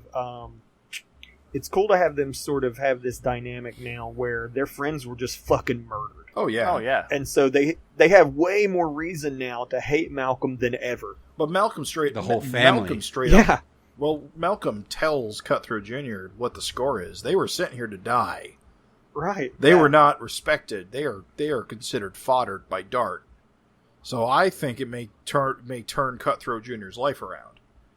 And can I also say, I feel like, maybe I'm wrong, I want your opinions on it, Malcolm talking him down, being like, bitch, surrender or my goddamn robot maid and my children are going to shit down your throat. Don't you Yeah, feel there's I love that. parallels Oh, yeah. Yeah. to the whole, like, where Dragon looks at Cutthroat, he's like, dude, you just got to fucking give up. And he Yeah, does. Yeah. Yep. Well, and that's kind of a Absolute throwback to callback. callback to when him and Angel. His Well, old no, I man. guess that's a callback to issue number 1 too. So that's Yeah. that's poetry. And he's Isn't that cool? and he's already beaten him one time with Angel. Him and Angel, because Eric did that throwback to when Dragon fought. What was it? First fought Cutthroat. His old man and I forget his wife's Glowbug. Glowbug. Yeah. So, and I think that's just a great shot of Greta walking in. Right. Yeah, the Yeah. pose where she's like all her weight's on one leg and she looks ready to kick ass. Yeah. It's cool, Yeah. dude. Yeah, and I love. Because I don't think of her as cool, but that's a cool Yeah, pose. and she doesn't seem so automated there. She actually seems like she's got a bit of personality just by the look on her face. You Right. know, and I love Action Jackson. Victory! Dude, isn't that hilarious? I love how Malcolm though like you guys hit on it, how he talks down to Cutthroat Kid.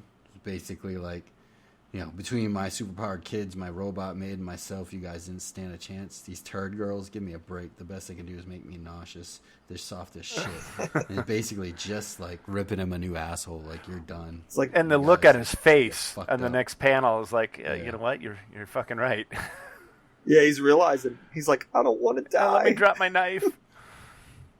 He's like, and he's so like dismissive of him. He's like, while you've grown into quite a little scrapper against me and the others, that's just not going to work out for you. Yeah, dude, so shitty. He's so Yeah. rude and condescending. It's great.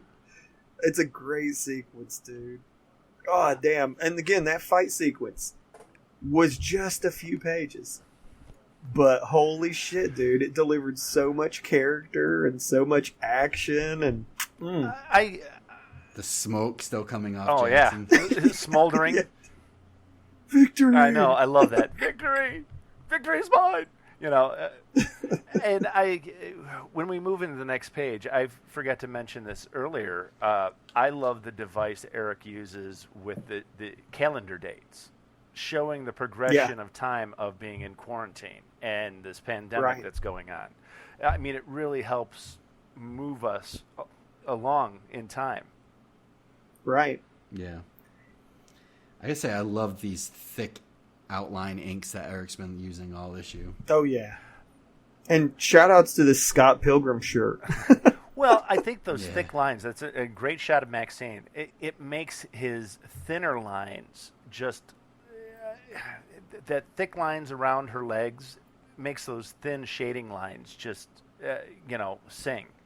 You Right. get that feeling of that thick and thin and that weight, what carries weight and what doesn't. I think he's really nailed Maxine's look down so much. Like all this issue, like just the profile shots and like just the cartoony faces and then her looking more serious. Like, dude, like Scott, it's funny you're here for this. I remember when you said, look at the way he drew Maxine in the beginning. And I was going through my old issues and like it is crazy, like when he didn't quite have Maxine dialed down, how different she looks. He didn't have a model for her. The model was ever changing. It was like a work in progress. But dude, he's got it. Hell yeah. I'm just saying, like, he's fucking got it, this issue. There's so much good shit going on. Yeah. I love, again, moving the camera angle, pulling in, pulling out, down shot. Maxine's on a phone. How, that a lot of people, if they were to draw that page, it would be the most uninteresting page known to man. Eric using panel breaks, using, Maxine seated figure, focusing on the actual figure work, then showing where is she. Oh, she's on the couch. You have no clue in that first panel. It's just a really well-rendered figure. You close up on her as she's talking. You pull back. You see Amy sitting there watching TV as she's talking. And, it's really nicely done. And I like the subplot. This whole issue, it is carried throughout the whole main story of the concern that, Maxine is worried about COVID. Yeah. And so, like, even though the, Vicious Circle Juniors didn't kill Maxine or Dragon, maybe, just maybe, one of them was infected. You don't know. It's a risk. Yeah. I do think it is insane. And by the way, P.S. Bros, for listeners who listened to the last FINcast where we had the little spat about the sex tape, it was so hard for me to pretend that I didn't, because I couldn't pull this little thing out here. But bro, the sex tape, they did it for money. Like 10 years worth of rent. Yeah. I'm ready to make a sex tape. Like, goddamn. Yeah, but you got to be related to a celebrity. I know, bro. I'm trying. Well, and it might be the lightning strikes that he has on his schmeckle, because remember when Maxine was describing it to Kevin's schmeckle to Angel, she talked about lightning bolts on it. Thunderhead. No pun intended. First of all, thank you for including the term schmeckle in this podcast. It's just for you. It always adds so. I love it. Dr. It's the Schmeckle. Yes, it's going to be my catchphrase. I think it already is, dude. I love the next panel. On the top, again, that great device of moving us, to main. We go from May 8th to May 9th. I love Dragon having her over her shoulder. Nice little keister shot. Oh, I'm sorry. Hold on. Before you go on too much, because we're about to get into the what? I think it is hilarious for Maxine to say all of her children are killers. That is such subtle comedy. She's like, 3 of my 4 kids are killers. They've all killed people. I'm like, dude, that is so funny without being like a joke, like a jokey type joke. Like, that's such subtle comedy. It's so fucking hilarious. Anyway, sorry. I never even thought it. You're right, it is. I never even thought about it. Now it's like, yeah, you know what? They all are. Such subtle comedy. Oh, that's right. I guess technically, the other one also killed somebody. Yeah, he says Tyrone, right? Who did Tyrone kill? His mother. Oh, that's right. Yeah. Tyrone killed his mom. Maddie killed the cock. Amy dropped that building on somebody. Yeah, there you go. Actually, Maddie's killed 2 people. Maddie killed her mom. Maddie killed her. Yeah, Maxine did have to be brought back. Yeah. Right? Oh, that's right. Maddie killed her That's mom. right. Yeah.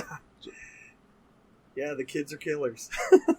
It's dangerous having superpowered children. At any rate, I'm sorry. Dude, we can keep going. I love the profile shots in this comic. Yes. Like, the one with Maxine talking on the phone, like Eric's really nailed down like Asian features, or even the profile of Malcolm when he was Skyping or Zooming or whatever, that huge page, like just great features on the characters. It just look so realistic. Yeah. It's great. It's good stuff. Yeah, man. Again, like I said, this whole issue, if you flip through, you're not really going to see stock face anywhere. Like, everybody has a subtle, even on the web spinner page, like, there's just subtle differences in their expressions. That's good shit, dude. So fucking good. Why don't we get to that? Oh, by the way, callback to State Fair Zucchini. So, like, Yeah. you expecting delivery of anything? I was hoping for a prize-winning zucchini. So funny. The pet name's Squash Monster. Super hilarious. But I think we know what we really want to talk about. Well, before we get to the final page, I want to just quick say that this is the page I was afraid we were going to get that sudden death. And then, Oh, really? Then Malcolm would have a Jim, that would have gutted me. Hold on a second. Malcolm would have had a I know was what you her mean. name? What was her name? Why am I forgetting her name? Debbie? A Debbie Harris Debbie? moment. Yeah. Oh, goddamn. Dude, that would have gutted me. We actually got something far worse. Yeah. Far worse. Wait a minute. I don't Hold know on. how Am I feel. understanding this? I don't know how I feel about this. I really don't. Oh, no. I can't Wait. What was your guys' first reaction when you turned that page? Fuck. Son of a bitch. I was like, fuck. No. I know what you're doing, Eric. You can't get past me. Craig, what was yours? I don't know. I was just like, what the fuck? I never expected it. Dude, I was Never. fucking hyped because I was shocked. And then instantly my mind went everywhere that this could go. Right. Yeah. Like my immediate reaction. Well, here's the thing. I knew this was not new, but You did not. I saw it as a possibility as far back as when Dragon died. There's no way. I saw this Fuck. as a possibility, one of those backdoor things you sort of see. Yeah. I kind of hoped it wouldn't happen, but I kind of thought, yeah, this is a way to do it if he wanted to do it. So we'll just, we'll not talk about it, see what happens, and oh look, he's here. It's Paul. Yeah, I'm with you on No that one. way. Yeah. No way. There's no way you dudes thought he was bringing Paul into modern continuity. No, but Well, he already didn't. did that. I mean, Craig, did you say you did not? I didn't think. Thank he you. would No, ever- I didn't either. Wait. But he You're already the only brought- one who's not a but liar. But Raven, he already brought Paul back into modern continuity when he acknowledged Paul during the merging of the multiverse. I mean, Yeah, come that is true. on.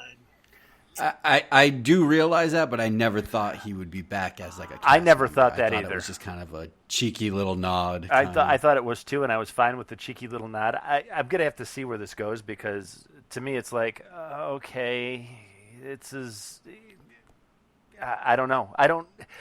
All right, okay. If allow me, if you will, to sell you. All right, I'm gonna give me a shot. Give me a chance, you hater. Here it comes. So for one, I instantly am filled with questions.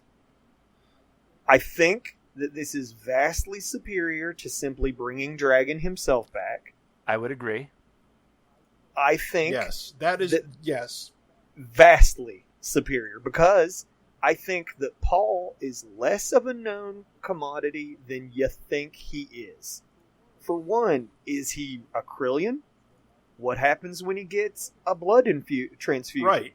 I don't think Does he blow up? I don't think he has Dragon's powers because I don't think that was the thing with him. But we don't know if this is the exact same verbatim Paul that you think you know. Right. This is more of a blank slate than you're thinking, dude. I'm telling you, this guy might have super aim. He might be strong as shit. He might have healing powers. You don't know what you're really looking at here. Right. We just know that he's a counterpart of Dragon. So Well, and that whole miss me thing, it makes you think that it's Dragon Psyche, and I know the merging of multiple, right. But, how does Malcolm even know Paul? Well, Malcolm doesn't know Paul, but clearly Paul here knows Malcolm. Exactly. So that's what led me to believe maybe that's Dragon Psyche in Paul. You know what I'm saying? That's what. Well, that's we don't know. It has to be. You got to share the memories of all the characters, but how is it that he wasn't merged? He had to have been stuck in Dimension X or something. That is true because the universes were destroyed when they were merged. Yeah. Right. So, yes, how did he survive? Remember, though, not every universe. Because clearly we saw other universes in one of these issues. But those universes were not merged. Right. That's what I'm saying. The only universes that were merged were the ones that we saw, the ones that we've seen before, the ones that we were introduced to when we were seeing other people's conflicting memories in the issue. Right. It was an infinite number were not destroyed. A finite number were destroyed, but they were destroyed. So either he shares the memories and knows who Malcolm is because he knocked on his door and called him Malcolm. Right. He says, "Miss me."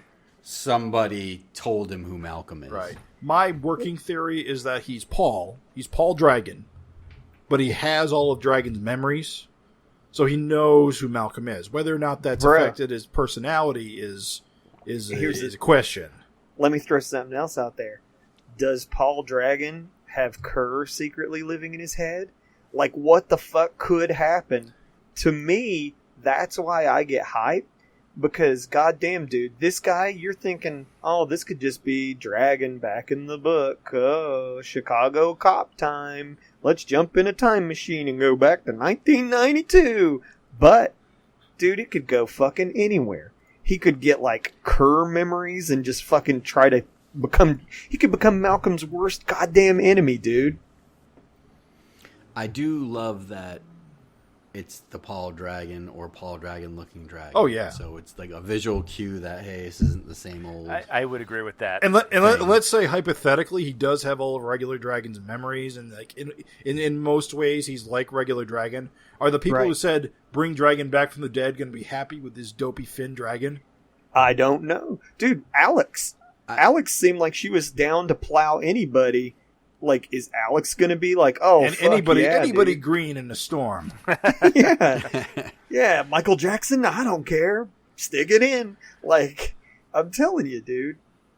I remember Eric was talking about having Dragon kind of play the mentor role for Malcolm. So is that what we're looking at possibly now? I thought, but that's the thing is we're so past the mentor role stage. I would agree with that too because my understanding was that's what he was going to do when he had Dragon's powers taken from him. He was going to be more like a Captain America, Batman, Batman Beyond role, where the older. I gotta admit though, I hated Skinny Dragon. I did not like him as well. Skinny Dragon. Skinny Dragon is the best. He's so dude. Cool. You're just being contrary. No way. No Jim, way. You're like Bizarro me. I swear to God. Skinny Dragon is one of those. Everything I think you're the opposite. It's one of those great concepts that I think. Dragon getting buff and blowing up was actually the worst thing for me because it got rid of Skinny Dragon. He should have died skinny. I hate Skinny Dragon. He should have died skinny. I hate him. Eric had a hard time consistently drawing. Should have died skinny. Screaming he should have died skinny over and over. I think the reason I didn't like it should have been you. I didn't like Skinny Dragon because he wasn't consistently drawn. It was I think Eric was having a hard time drawing Dragon skinny because I think there was multiple times that he just didn't look. He looked like a goof. Well, he looked like an old man. His craggy face with the small body, it kind of made him look like an old man. Well, how old would you guys guess Paul is here? That's another fun wild card. Is this like 30-year-old? Like, is this Dragon when we met him age Dragon? I think the smaller Finn makes him look younger. What do you think? Like, I'm saying, like, is this going to be like? Because again, if I had to guess, he's the same age as Dragon. Well, I actually would say he's older because I want to say he's probably his adventures were in 82, like in real time. Like whenever those graphic fantasy issues were published. Yeah, if it's Paul Dragon, is it real time from Graphic Fantasy? Right, that's what I'm saying. That's what I want. Dude, there's so many fun, crazy He doesn't questions. look No, that he old, doesn't. though. Like, is this guy going to be into, like, sweet 80s big hair?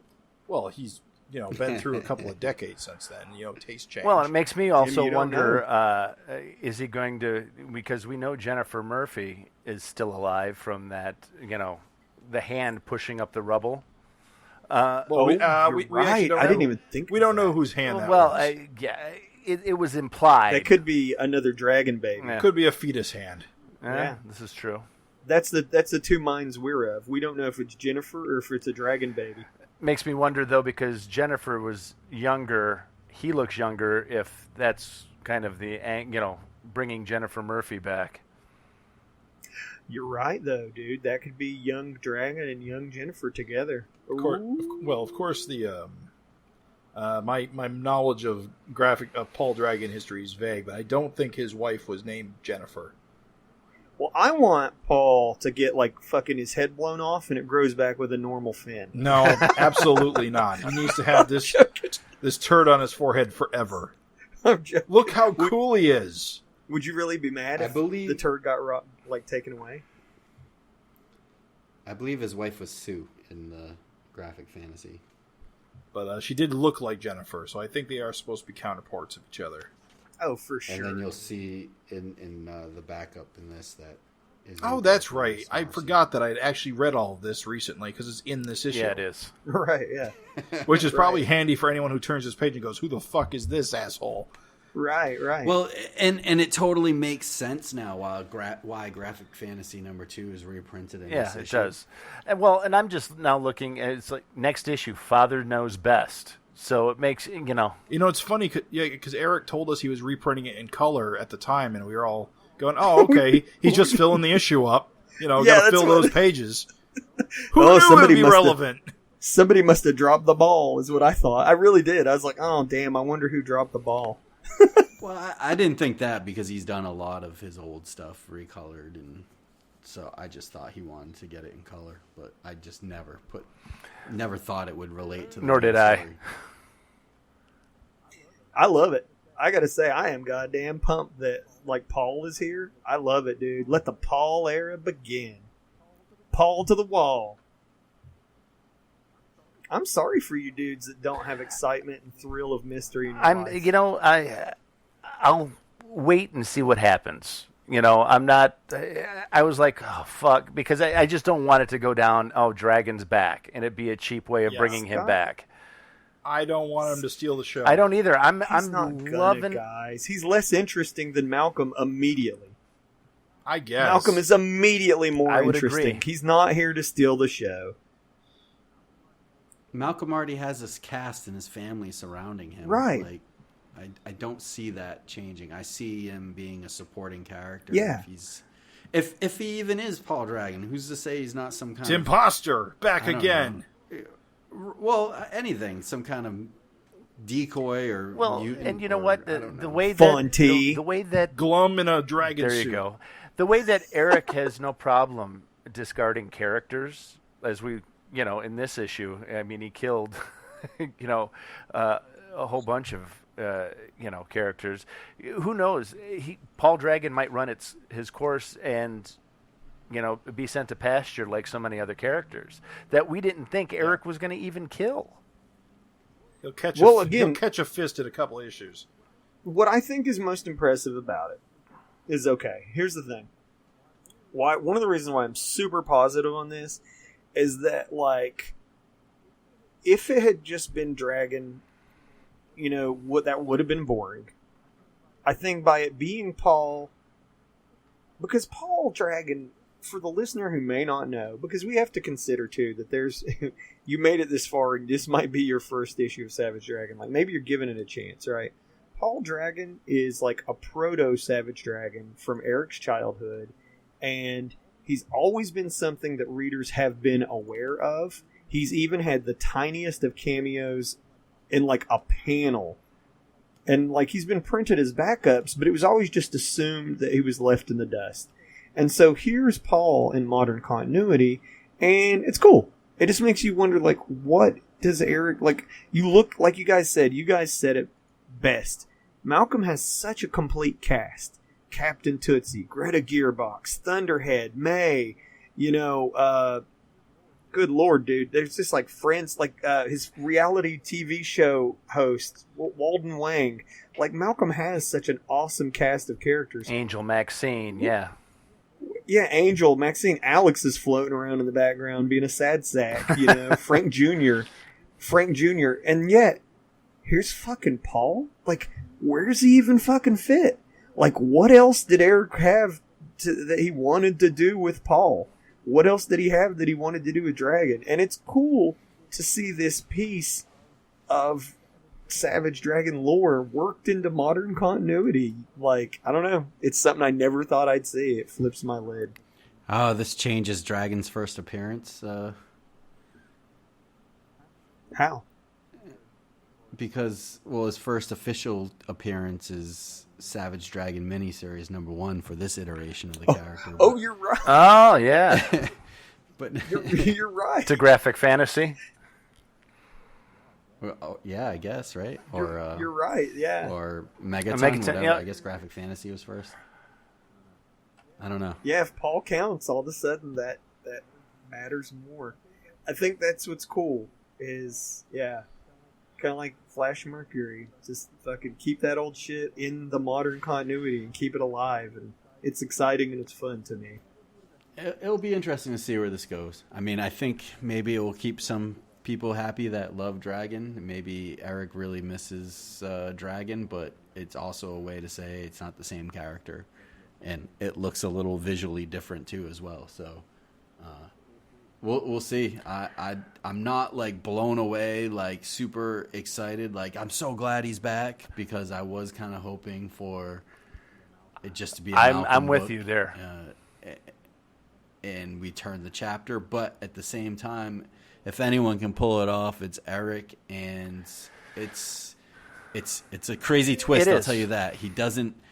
Eric doesn't ever fail to really flip the script on these like anniversary issues. I'm going into it with an open mind. I mean, it kind of floored me, blew my mind. I just, again, I love that Malcolm is taking the lead, and I'm keeping an open mind, and I'll see where it goes.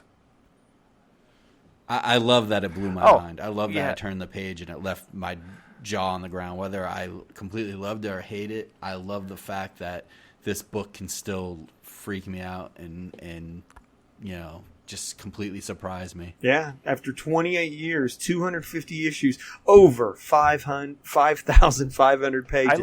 And this book can still flip you the fuck out. I literally said, what the fuck? When I got to that, I was like, what the fuck? I audibly gasped. I was like, like, I couldn't believe it, dude. Yeah. So we only got through the main story. There's so much more of this 100-page beast, and these backups, they're a lot of fun. Fuck yes, dude. Ton of fun. Fun is the order of the day, except for the one. We're going to be mean to that one. I won't. I will. We'll get there. But Flash Mercury, dude, so I love good. these Flash Mercury comics. These are so funny, dude. Open face, putting the mug into his open face and just tipping it back. It's funny as shit, dude. I love how Eric, mixes it up with some funny ass ones, but it's using his characters. Mm-hmm. So there's a mix of just comedic type strips like this Flash Mercury. Or we'll see. What's the Andy Kuhn guy? Is Carl I think was one of the. I really enjoyed that backup. I think, yeah. I don't want to jump to that, but we'll get there. But I enjoy that Eric, takes these strips and just does a whole lot of different fun things. Yeah. Oh yeah, like the different variety. It's all Savage Dragon content. But just the different variety you get. Yeah, I'm right there with you, dude. This Deadly Duo, Saturday Night SmackDown. I've got a couple issues with that one. Not me. What? Get out of here. Me. Get out of here. On, before you spout all your wrong horse shit, let me just say, Greg Kirkpatrick, beautiful work, my friend. Okay, sorry. Now you can say what you want. Now you can shit on it. 50 issues prior to this, Gavin and I did a glow bug or backup with Wild Hair where she thwarted a bank robbery and was. You mean lightning bug? Yeah, what I say, glow bug, lightning bug, thwarted Wild Hair from robbing a bank, was offered money, and then was going to join the SOS, or was thinking about it. Yeah, but I thought it was left that she was thinking about it. I guess So it didn't pan out. Well, Nah. it's just like an extreme. I mean, she was offered a big bag of cash, so that was my question. It was, continuity-wise, what has happened to make her want to switch? Because it seemed like she was moving towards a good guy direction. You don't need to know. That's not important. Because the thing is it's like, you see her robbing a bank. Clearly she changed her mind. Yeah. And how? Like, fuck it. And Schmeckle. Yeah. Dude, I love the Super Patriot transformations. Yes, I love dude. that long arms and legs Super Patriot Yes. is back. I love how thick he makes Lightning Bug. Right, yes, dude. She looks great. He did such a good job with all I like of them. a lot of his faces. The one on the second page, the last panel where she's kind of smirking and she's got her hand. Yep. Mm-hmm. Yeah. That great expression. I do wonder where her leg is in that second panel on that page. Just bent behind her. Yeah, no, I hear what you're saying. Where's her? Whatever. Yeah, Whatever. if It could be bent the other way. yeah, but if she was on it, it would be that. I mean, that's minor, but And guys, I love Super Patriot in the second to last panel on that page. I was gonna say, Look how elongated he is. how great that is, dude, with his really long legs and arms. legs. Yeah. I missed that, like in the first issue. Issue 10, I think. I think it was issue 10. When he's just crawling and he looks so freaky That was looking. when Dragon Yeah. was in the hospital and he had the wicked worm on him, and they're Yes. now in like some basement, and he was like crawling and had his head down. Yeah, total reminiscence of that. But dude, shoutouts too to this hilarious exchange where basically Killcat's just mocking how controlled Super Patriot often is. Yeah, Yeah. literally all the time. Constantly, dude. It's hilarious. I mean, this is stuff I call Super Patriot on all the time. the Covenant of the Sword, Wicked Worm, Braino, Mind Warp. Like, Yeah. It's like Eric making fun of himself, his own tropes. and even the gags, the funny names, dude, continue. He's like, is it Albino Rhino, Big Sneeze, Pink Belly, the Listless Drifter? Listless Drifter. Dude, we gotta see Listless Drifter and the Atomic Eye duo. Laugh a lot. Laugh a lot. So good, dude. It's, to me, absolutely, like, and again, look at her expression when she sees Kid Avenger. That is such a good expression, dude. And he looks so funny and cheesy just standing there. Mm-hmm. Yeah, it's a fun little story. I love the Deadly Duos. They use like the logo. When Yeah. they Did you letters forget it. Killcat was part of the Deadly Duo? We're not called the Deadly Duo for nothing. We're called the Deadly Duo because we're a duo. So good, dude. The people getting the money. Look at the fat I granny love with stuff in the cash. Yeah, that panel I really dig. You know, So good, dude.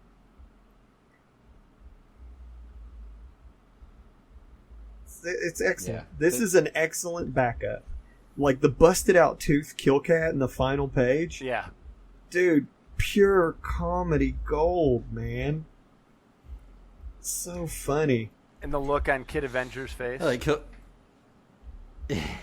Killcat at the end where he's like, so, autographs, photos, smooches for all the pretty ladies, line forms on the left, girls. He's so cheesy, dude. The world's greatest These- fighting team. These little backups are just perfect for the Deadly Duo. I mean, Yes. they're just, it's a nice little break. They're silly. And dude, like Super Yeah. Patriot's hilarious reaction, like that was exactly what you were supposed to do. So funny. Subtle, yet Yeah. funny. Yeah. Because Super Patriot has no funny bone at all. Yeah. The guy is super serious. Right. Oh, But yeah, so- I love this strip. This again, it's great, comedy relief and well drawn, well paced. A lot of fun. and you got to think, what a treat for like Deadly Duo fans. Like, Yeah. dude, such real estate they are given in this. And I love how like established characters are incorporated, not just like throwaway villains. Or No, I agree. heroes. Oh yeah, dude. If this had just been a generic ugly, I'd have been so disappointed. But like every character is a character you know. So I've ruined something for myself all of a sudden. Look on the final page where Did you soil your pants? kinda. Look on the last page of the story where it says end at the bottom. Uh-huh. All right, now look in the second panel at Super Patriot, the close up of Super Patriot's face. Uh-huh. Now, kind of look at that flag as if it was a profile of a face. I'm trying to follow you. You don't see it? No, he's looking straight on. Right, but look at it like the shape of his mask. Are you talking Try to about ignore the black space. where it's like a mouth? Yes. And the eye is the eye. And there's a nose. Yep. I can never unsee it now. What is it? I don't. There's a understand. face. There's like a face, and if you look at Super Patriot's mask, he's looking forward. But if you look at it as though it was in profile. So Okay. like Super Patriot's eye is an eye. I see what you're trying to say, but Jim, that is so absurd, dude. Yeah. Do not let that... Let me direct you to a funnier panel. If you look at the left and you see Kid Avenger with his awkward posture as he tries to look... he's trying to hold a limp, super thick villainous who has been drawn very knocked out and hilarious, but he look at his weird, like, his crotch is pulled away. Like, I'm not touching... It's kind of like how you slow dance. It's not in, what you like, think. Grade school. Yeah. Yeah. So funny, dude. That's great comedic body language. And it's great gesture on both figures. Guys, I fucking love this Frank Fosco powerhouse story. This is a fun story. this. Fosco This is exactly rules. the kind of thing I want from these two. I was these I was stories. talking to Frank yesterday on the phone, and Braggart. I was Braggart. talking to Frank, and I was telling him how much I loved his story, and Yeah. and It's a gem. I said, whose idea was it to bring in the mutated turtles? And he was like, oh, that was all Eric. Eric was, thought it would be kind of cool, and he wanted them to be kind of like those alligator snapping turtles. So Yeah. Awesome. He nailed yeah. it, dude. yeah, my only thing, I love the story. I love Frank's artwork. I love the colors again. I love the lettering. I'm just hoping that, out of all the battles that Dragon had with Powerhouse, not once did his mask get knocked off. Now, Right. 2 times Right. his mask has gotten knocked off, once by Malcolm and once, by one of these turtles. I just hope it's not like now a reoccurring thing, Well, it's kind of insinuated, Scott, my friend, that, he might be getting older. Well, and he definitely does look older, and I do like the bit at the end about going to see a doctor. Yeah, that's Yeah. that's what they're kind of hinting, is that, like, his old age, like his mortal old age, is actually kind of starting to impact his performance as Powerhouse. So that's kind of Which is- the way I read it. Yeah, I mean, think about it, dude. He's getting shot in the back with a cannon and it takes him to the ground. that doesn't seem like on par with like Powerhouse. Like it's definitely something he should have been able to shrug off, right? Yeah, you're right. So I just feel it's kind of like being communicated to you just a little bit, just getting old.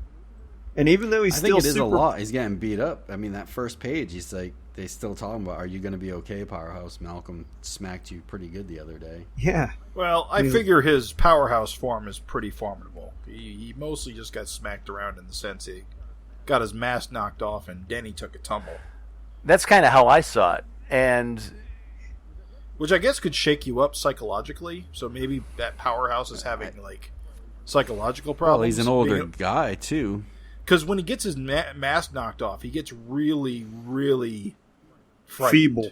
Well, not he's feeble. I'm not shit. talking about what he looks like. I'm talking about how he reacts. How he's basically begging for his life, saying, "I'm sorry, I didn't mean." yeah, He's like terrified of being powerless. Right. Right. He lands hard in human form again on this issue. yeah, he does. Yeah. Fever doesn't seem to mind. She helps him out. Yeah, well, Yeah. and I just love that panel where the turtle is grabbing Fever, and she's like, "Ah!" as she's trying to give him the mask back. Right. And then you turn the page, and you got, the next page, you've got, her snake hair biting, the turtle. I mean, it's Frank is a phenomenal storyteller, and I think he is really. He's really nailed these three characters and kind of made them his own. Oh, absolutely. I couldn't see... Just like he did with Vanguard. Yeah. I couldn't see another artist drawing the adventures of these three besides Eric. I think he really did I think he did a really stunning job too. Just like, this whole issue takes place in the rain. And It's real moody. Yeah, and that's no easy feat. But dude, he's just got water just coming off of everything all the time. Drops on the ground. Like if you look at the actual line work, there's not. He implies the rain, but a lot of that is done in the color. But really? I think he brings it too. Like you can see it dripping off of clothes and stuff. Yeah. And like he's used the cuts in Powerhouse's, the black of Powerhouse's form and the darkness of Fever. Yeah. I'm forgetting. Yeah. Fever's cloak. Frank did his work on that rain too. So I agree with you that the coloring is just really awesome. With that, but I think there's a lot of really excellent drawing happening here too. I wouldn't argue that fact at all. I wouldn't dispute that. Guys, how cool is it though to give Frank a chance to do a Turtles parody? Yeah. So close to him finishing his Teenage Mutant Ninja Turtles run with Gary after so long, and he gets to turn around in this issue and do a Turtles parody right here. It's so cool, just the timing of it, dude. Yeah.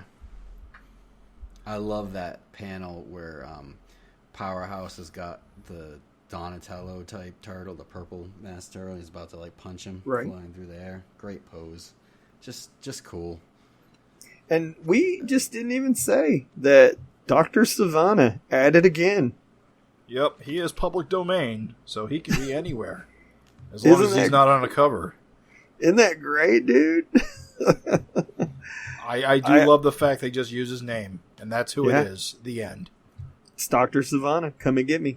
Time Warner. It's such a cool concept though that they're just chasing monsters down and stuff. Dude, like Ghostbusters or something. When this concept was very first introduced, I remember we were oh yes, oh god, I could read so much of this. Yes. Yeah. And I was so afraid that we were not gonna get more. Right. And dude, it has been such a treat. Every time I get to see these three hunting monsters, I'm fuck yes, dude. Thank you. They're so odd and they work so well. You get a Medusa guy, a bird head guy, and a speed racer guy with a dragon mask, and it works. And they're hunting monsters. I love it. Yeah. It does work. I absolutely love it, dude. The ultimate odd couple. or odd triplets, Yeah. or whatever. And I even love, like, just the subtle, like, it's funny, just, like, subtle moments, storytelling, like, a little kudos on storytelling here. Just these two guys, like, Frank drew the Gene Tech guys so creepy. And so... It's not Gene Techs, is it? Yeah. They are. No, they're not. They're not? No. Oh, no. It doesn't say Oh, that's what lab. right. They're bitching about Gene Tech in their Dr. Moreau's castle. They just say wannabe Wannabes, Dr. Moreau exactly. because Gene Tech's making these like animal-human hybrids. Right. Well, basically, though, they're kind of like telling, like, we got a freak out, like, kind of equivalent here you can do, you know? We're, like, using freak out to make these turtles, which I guess is funny because it's kind of like an in-continuity way to be like freak out could reverse Ninja Turtle power. Yeah. But, like, they're kind of like, they're just so creepily drawn, and then, like, as they leave, they're like, yeah, they were pretty creepy. Let's get out of here. And I was like, that's so funny, dude. It's just a nice little weird subtle touch, you know. Speaking of subtle touches, I really love that last panel. You really get the feeling of wet pavement with the car with the tail lights. Yeah. It's just really. I like the way that story ends. The city, background, the city yeah, in the the wet background. pavement. Yes. Dude, just this backup, honest to goodness, I was so fucking pleased with this backup. Shoutouts to Frank, shoutouts to Eric, shoutouts to who colored this. Did Farron color this? Shoutouts to Farron. Like, holy shit, bros. This Farron backup. lettered it. Nikos colored it. Nikos, I'm an idiot. Nikos, shoutouts to the crew, dude. Everybody really brought it on this one. So fucking good. Yeah. Look, dudes, I didn't love this next one, okay? I would. I like it. So let's I get wasn't into wild it. about the story. No, yeah, let me be clear. I love the art. I love the coloring. I'm just not hot on the story. This is how do I explain why I like this? This Please reminds do. me. This reminds me of like a Silver Age DC story where a character gets sent to the future and like sees something sees something incredible, and it's like inspiring to them. Only in This is the like opposite. Captain America. only this is the Bicentennial. opposite, where you have a character from the past being shown the present, and it absolutely breaks them. And I think that's a really clever twist on the trope, and I really kind of dig it. Because So was that what it was playing into? Like, it's what it because I know feels what like. I know what you're talking about. Like, I've seen Like Captain America bicentennial battles. Like, I can't think of a specific example, but like sometimes Superman would end up in the future, like with the No, I with know, superheroes yeah. and see something. But you guys have read that, right? The Captain America Bicentennial Battles is the Treasury Edition Kirby thing that he wrote, which is Captain America went back in time. No, I haven't. I have not. Over No, the different ages no, of America. No, I haven't read that. Is that what this is a reference Yeah. to? I don't know. I mean, now that Jim brings it up, that's what it feels like. Especially the whole America thing.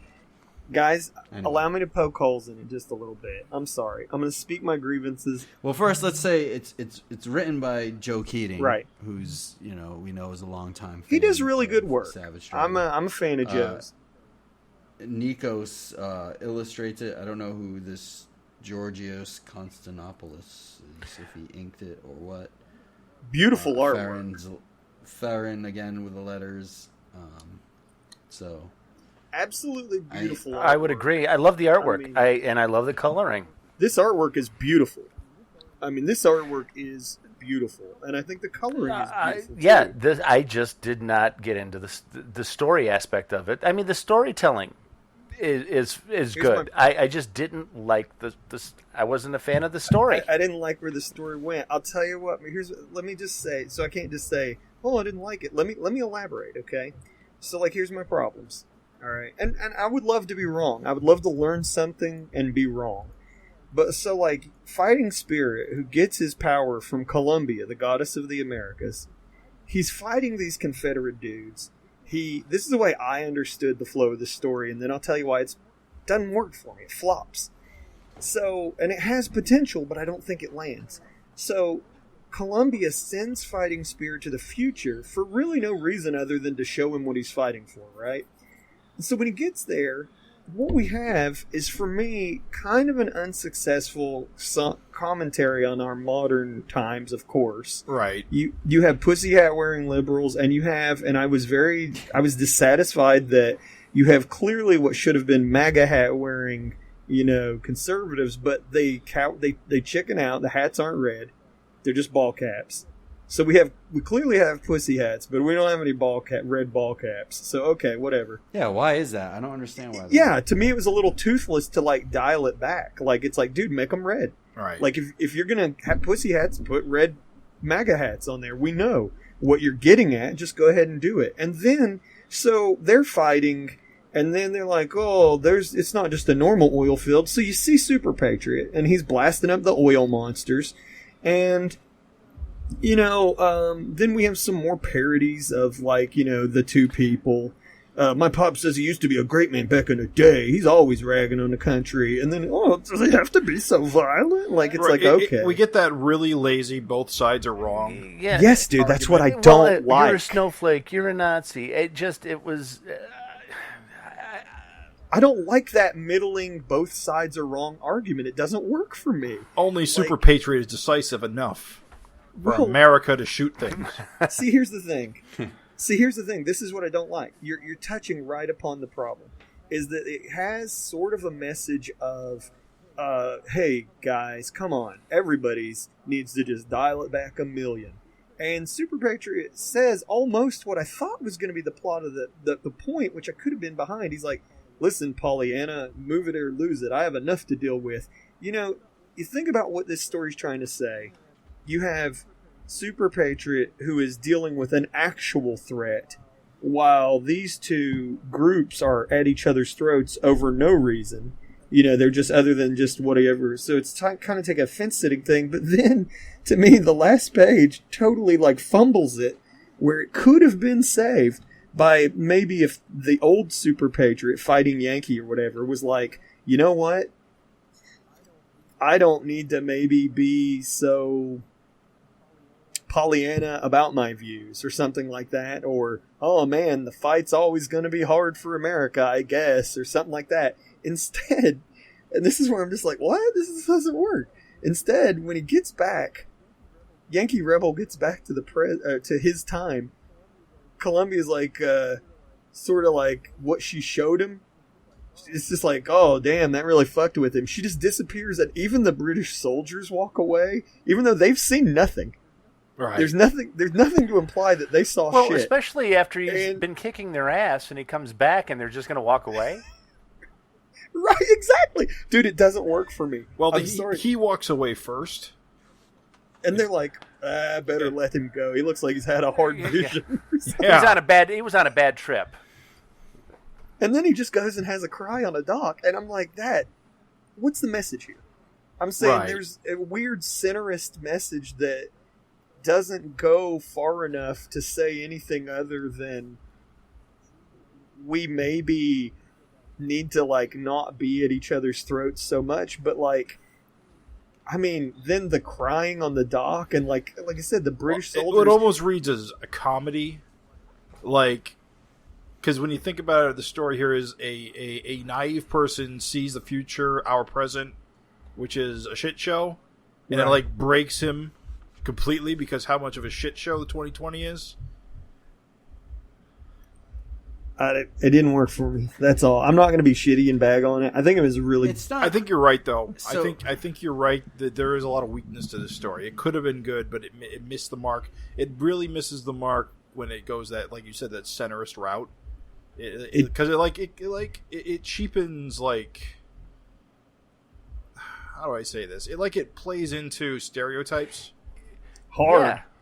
And it's kind of like those stereotypes. It's like, okay, well, it's easy to make everyone look like dumb fucks if you're just going to play into stereotypes. But it's like, at the end of the day, there was a chance to have fighting rebel, Yankee Rebel. I'm sorry, I've been fucking that up this whole time. There's a chance to have Yankee Rebel maybe learn something, or maybe have him have some meaningful interaction with super patriot in some way. Because it or seems whatever. like what he learns is that he's fighting a meaningless For nothing. fight. Or for even nothing. have the, It's very or nihilistic.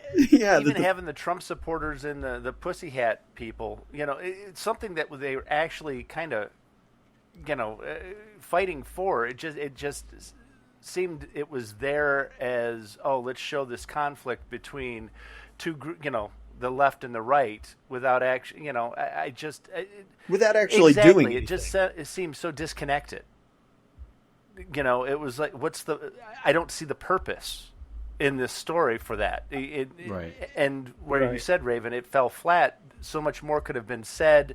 I think the dialogue between, the left and the right, parts of the country, it could have been done differently or done more.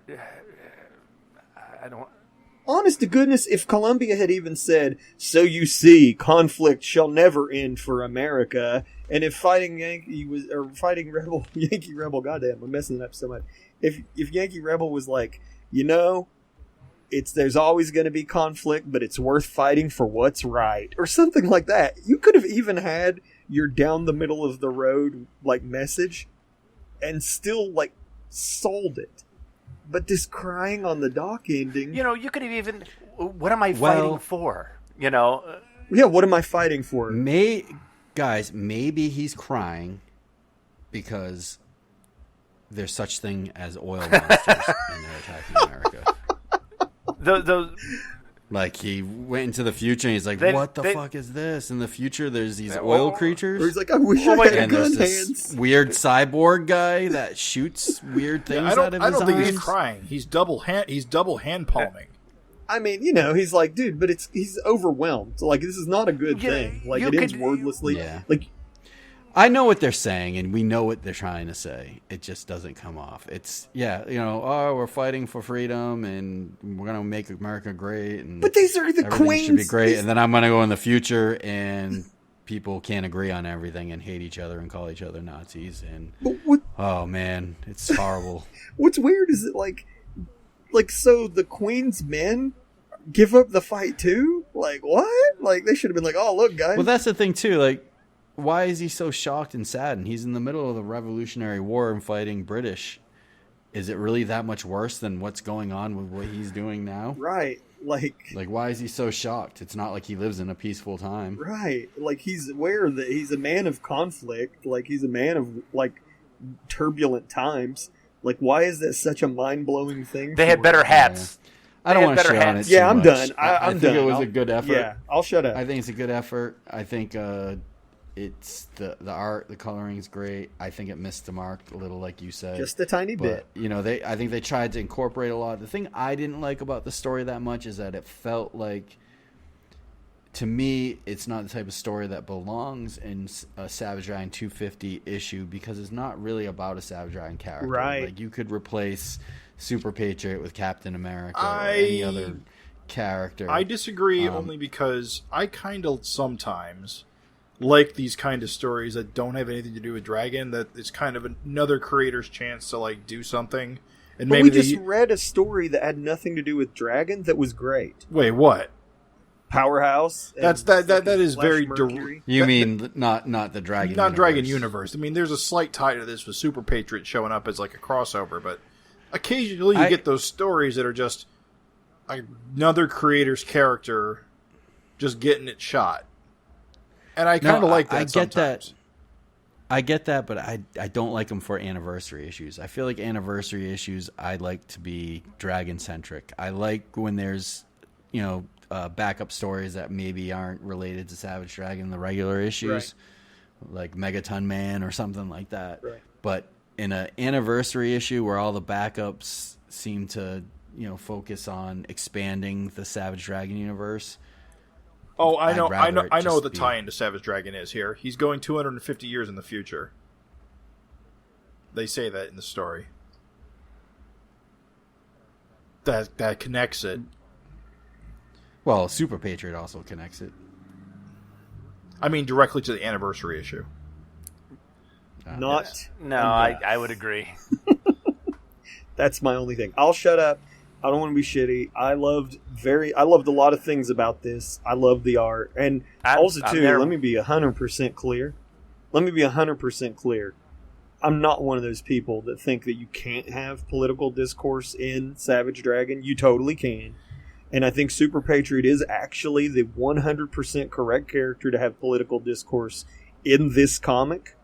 But my only issues is that to me the message was muddy.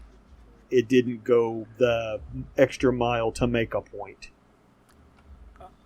It just sort of wrote a middle of the road and then had a one page like the sad song from Simpsons, just sitting on the dock having a cry. And there's, like I said, there's logistical things. Like, why did Columbia think it was a kick-ass idea to interrupt his fight and give him this hallucination? I actually think she had no idea what he was going to show her. What a dumbass.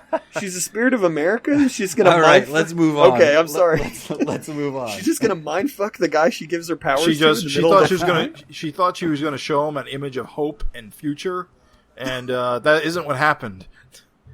Because who would know? Well, she went 5 years too far. Well, listen, Joe Keating, I love all of these Flash Mercury, catching up with Flash Mercuries. They are fucking hilarious. Flash and Powerhouse playing video games. I love the leg lamp. Dude, leg lamp from Christmas Story. This is subtle comedy. I love it. Fragile. So I do love a comic where the panels don't change. I love that sort of thing. I think it's so great. And that's serious. I'm not lying. Look at Disinterested Powerhouse in panel 2. Because what's funny is this isn't the same panel over and over again. This is drawn different. Like, look at the Powerhouse in panel 2. It's so funny to me. Yeah.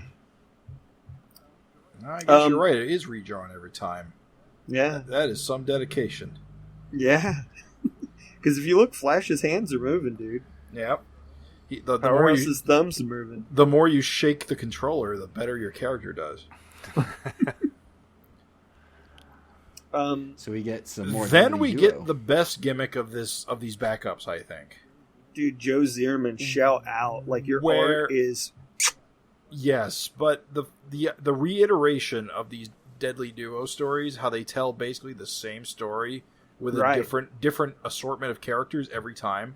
Yes. Is brilliant. Yes, dude. Daredevil, we get some Daredevil and Vane action. I love it. Yeah.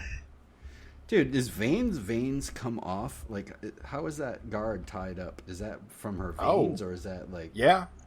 They must be detachable. She must grow them and can cut them off. That makes sense to me. She's a great visual. Yeah. I love her mask. Yeah, isn't it so weird but awesome?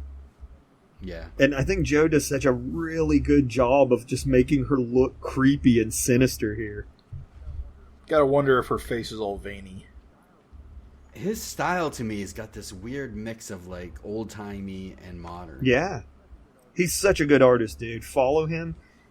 What does he do? I don't know. But like, if you follow him on Facebook, he's always active and prolific. He's always drawing constantly. And so, like I said, he's such a good cartoonist. Like, you gotta check him out. His style is perfect for Daredevil, too, I feel. Yeah. Yes, dude. So good. And this is just full of, awesome panels, you know? I'm sorry. I feel like I'm talking too much. No, it's great. I do like that it's the same gag. Right. It's exactly the same gag. It's Killcat mixing up who the good guy is and who the bad guy is, getting into a fight with the hero, and then the villain goes outside and Killcat bops him. I'm not Killcat. Kid Avenger bops him with a headbutt. Every time the public goes crazy to steal the money. Yeah. I love how Daredevil and Killcat are like comparing origins of whose is better. Dude, isn't that hilarious how basically when you think about it, they're kind of really similar. Yeah. Part man, part jungle beast. And I love how Kid Avenger is so grossed out by Bane. Yes. Dude. And can I just say what is that back there? That's a leg spike. Dude, that is so fucking funny. There's no angle I can hold you, which isn't dangerous or arousing. He's such a loser. It's so funny, dude.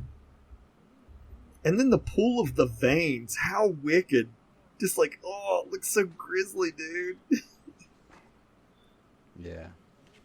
I think it's really cool. Like, you guys mentioned it previously, but it's just a chance for characters to shine. When was the last time Vane got this much screen time? It's been Right. quite a while. Right. Yeah. And yet, here she is. She's never gotten this much, I don't think. Yeah, not like I mean, this there's like a panel here mixed with a bunch of other guys, but just like a one-on-one. Which is crazy to me because he always like invents new characters. Right. And has a whole issue with some like brand new character fighting, and he's got this huge backlog of characters that he's never touched, and it's like, man, it's pretty crazy. Like, you could have used Vane in this issue and done the same thing, you know? Yeah, look how cool Vane actually is. Like, she detached her veins and tied a guard up, and we're like, oh, that's so gross and cool. And she looks so sinister. Like, Joe really makes her mask make her look like creepy, you know? It's awesome. I love this backup, dude. Love this next one, I too. absolutely loved Carl Cosmic. I mean, Andy Kuhn just killed it. And Yes, I love dude. Eric's colors Yes, on dude. this. I love that, there's not much script. Andy lets his visual storytelling basically tell the story. I mean, there's not a lot of dialogue. You know, Right. I love the as he's kicking the shit out of that robot. Robot's got a great design, he does, too. and I love one of my favorite panels is the old lady with the dog with the grocery bag. Damn, as the head is just about ready to crush her. This is where I really enjoy Eric's coloring. I think I love the old timey, newsprint feel that he brings to it, and Andy's simplified line work and great storytelling, and like I said, the minimal script lends itself to this because his storytelling is so spot on. He's so good. I've loved his art since Fire Breather, and I know he's done a lot of Ninja Turtle stuff in the last few years. Yeah, dude, he's excellent. Yeah. I remember fantastic. the wrestling, the luchador wrestlers, the masked wrestlers that he did way back when in backup of Savage Dragon. That was him? Legendary, dude. Well, what about Freak Force Volume 2? I haven't read it, I don't He's think. been there. That's all Andy. Fantastic. Andy, I love you, dude. You kick ass. Not to be mean, but this is a very successful non-Savage Dragon backup. Oh, yes. Yeah, again, you can absolutely tell a non-Savage Dragon centric backup. Like, I was very happy to see Carl Cosmic, and it's funny because even though the punchline is always the same with the Carl Cosmic comic, It was new and fresh. dude, it's so fun. He sells the shit out of it. It's so funny. I love the last page, just that top panel, the expression on Carl Cosmic's face with the finger, gotta go, and that sense of scale of him flying and how simple those clouds are. Andy can simplify. He's drawn nothing on that page, but he's implied so much. The one person without this is the worst thing that's ever happened. They're missing an arm. Oh, it's in a sling. It is. Okay. Yep. The pain. Oh God, why? Right. Just doing my civic duty. I mean, just the Dude, it's the economy of line. I You know, know. Scott. It is so much harder to make a page look good with very few Alex lines Toth. than it is to just crosshatch the shit out of it. So. Simplify, and then draw the shit out of the rest of it. And Andy is a master at that. He simplified down to its essence and what needed to be drawn to tell the story and to tell it efficiently. And this was probably out of the backups one of my favorites, if not the favorite. I just really enjoyed it. Nice. Cool. Um, This, I got to say, this next backup, unless you got more to say. Oh, about no, it. go ahead. This next backup by our good friend Rich Hell Whittle yeah. is probably the most impactful backup of all the backups in terms of the, what happens in this is probably going to have some effects for the main story. Oh, absolutely, dude. Yeah, and I think he hit it out of the park with this. I loved, when I first saw this, I was like, who the hell's this guy, like, in the S&M thing with a dog leash on? And Yeah, what is the deal with the dog leash and the diaper? The dog, Because it the never dog gets leash and the Because dog- he's basically a slave yeah, because he's that's Thor's son. that's Right. little Oral Annie's bastard child with Thor. And Thor. it's like he's his seeing eye dog. Oh, and he's got Annie eyes. Yeah. I didn't even notice. Yeah. Yeah. And the red hair, of course. Dude, that's hilarious. Well, and again, his storytelling is spot on too. I love how that after that splash page, he's letting his drawing tell the story, grabbing the keys. Eric letting him do that with and I'm sure Eric, gave him a Marvel method plot, but just there at the very end, Father, wake up. Rich just hit it perfectly to exactly what's happening. He's taking the keys. He's getting in there. Okay, he's going into the locker, getting the gauntlet, getting. I love how he's got like modern lockers. Yeah. I'm like, wait, It's hilarious. is this like the gym? Where are they at? It's like some god world land or whatever. I like Thor's It's like Godtown modern shitter, lockers. It's though. hilarious. Yeah. Yeah, it's all futuristic. With the handlebars or the handle grips or whatever. Mm-hmm. The toilet you need when you're taking a Thor-sized shit. But fantastic, and the like you said, Craig, the development of having Thor's son and the way they work together, because Thor's clearly blind, but like he's clearly following the sound of his son's voice to help him fight. Oh, it's so good, dude. That is such a cool gimmick. Seeing eye dog, I love it. Has the leash.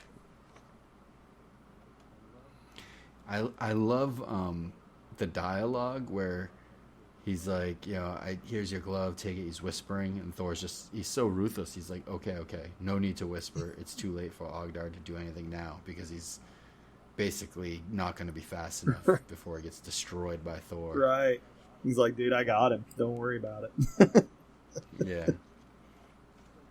So good, dude. And I love how, like, Thor's like, dude, you're going to respect my son.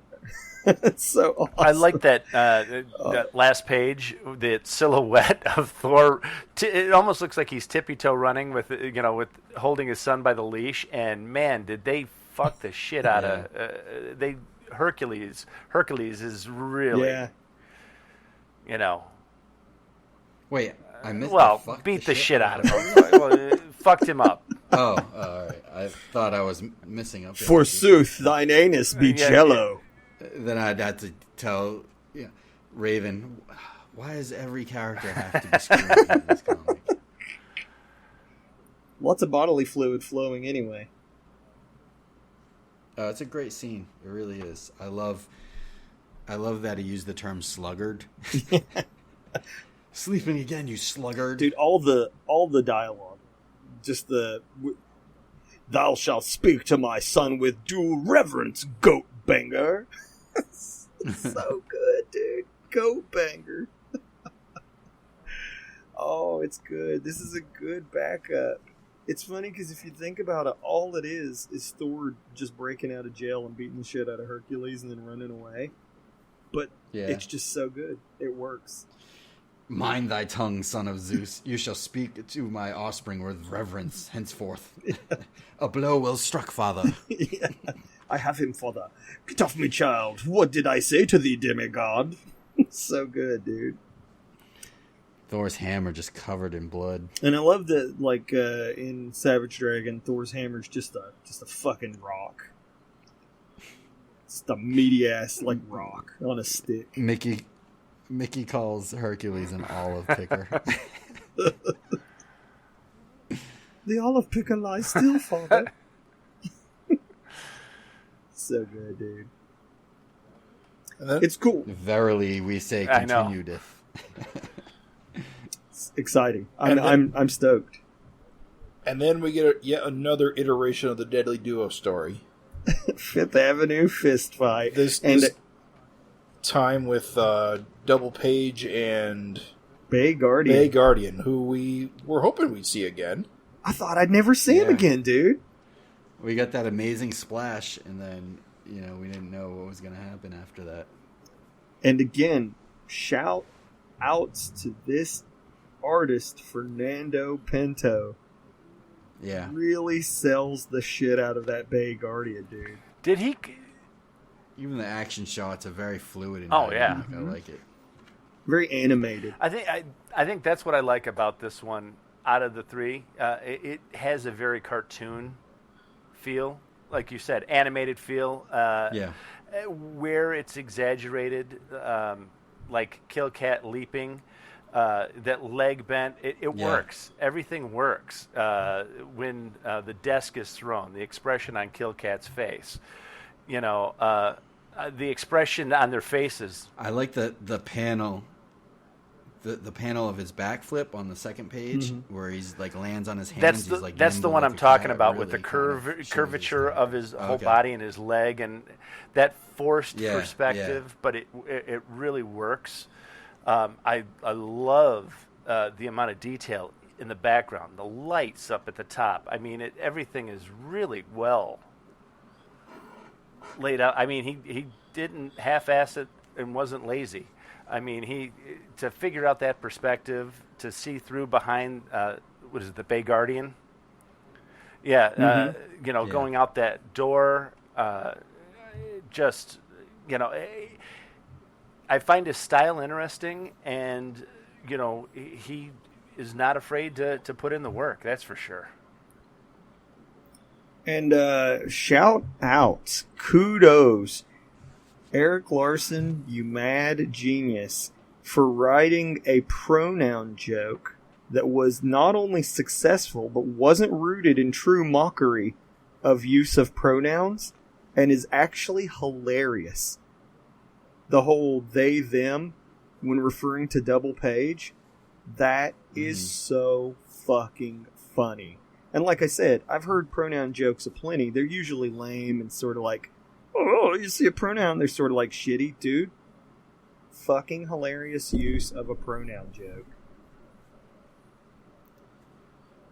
And it's continued throughout the issue as a running gag. It's fucking hilarious, where they don't really know how to refer to Double Page anymore. So, as I understand it, the reason these three Deadly Duo stories exist is that Eric wasn't sure who was going to complete their project in time for 250.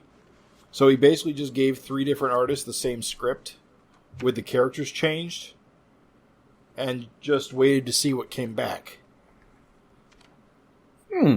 And I think because I don't know about all three. I don't know how many people he sent it to. But the fact that three of them came back and they all are iterations on the same story, it's really fascinating just to see three different artists doing the same story in their own way. Right. I think on its own, that is the best part about these stories. I'm not sure I totally believe that he wasn't planning on doing it this way, in a way. Like, I figure maybe if he got two back, it'd be fine, didn't get the third. But I don't believe that he would just give it to three people, and then what if he got two, you know what I mean? Like, if he only got two or three, like just screwing someone out of doing one or something to that effect. Like, are you saying like he gave three out and he thinking he was only going to get one back? Something like that. At least that's kind of how I understood. We can ask him when we interview him again late at a future date. Right. But I thought he had said something to that effect. I think that what even if we, regardless of the circumstance behind it, I agree with the sentiment, Jim, that essentially these could more or less be the same story. However, because of that is the beauty of comics, man. And I'm telling you, Eric Larson, even as just a collaborator, taking full advantage of the medium by showing how, again, you can give more or less the same thing to two different artists. Me and Scott aren't going to draw a page the same. If you give us the same script, it's going to look different. And that's what's so cool. There's parallels between each one of the three. How the villain is knocked out, but how they get to that end point. There's certain elements that are mainstays in each one of the stories. But right. How it's drawn and how the panels are laid out and all of that is vastly different in all three. And that's what I find interesting about all three, is that they're the same story, the same plot, swapped out characters. The only characters that are the same are Kill Cat and Kid Avenger in all three stories. It's basically the same story, but it's different enough to make it interesting, and to see their approach. The dialogue, like Eric does so much with the differing dialogue. Like again, Bay Guardian delivering the whole time you've been reading, like the hero, whether it's Super Patriot or Daredevil, they like give Kid Avenger sort of shocked praise. They're like, you did it, you defeated Vane. Like, but then again, like you're expecting at this point Bay Guardian to give Kid Avenger his props, and Eric uses it a chance to make that pronoun joke again. Really hilarious. You defeated Double Page. Yeah. She was robbing the bank. They were robbing the bank. And again, it's just another little clever shake-up. Just another little clever twist to the formula. And just with the three comics together just shows how, inept they are, that they just keep repeating the same mistakes. Yeah. And he's just such a bonehead. It's just funny. Dude, and again, just the comedic, like, even though the punchline is the same, just to deliver the same punchline but with different delivery.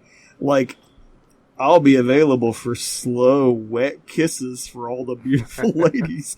Dude, that's so funny and gross and hilarious.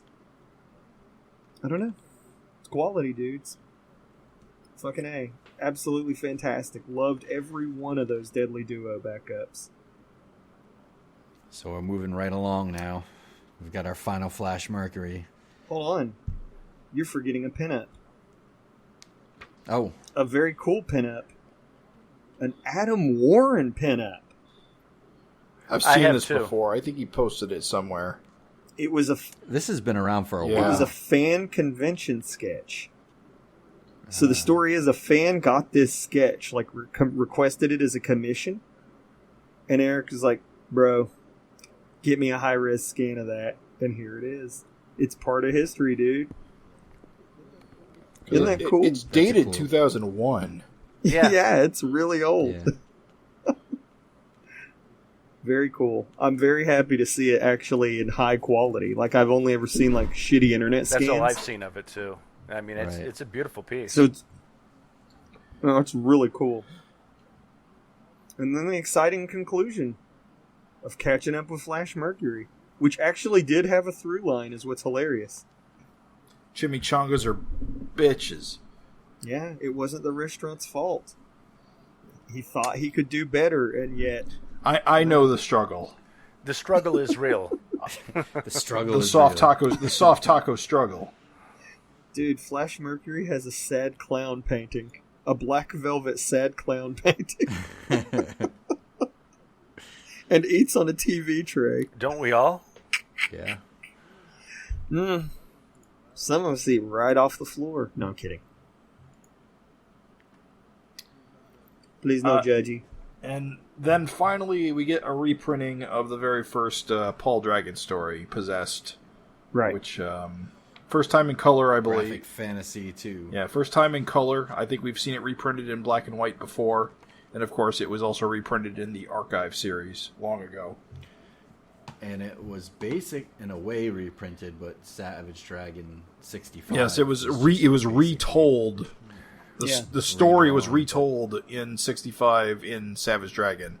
Reimagined. Yes.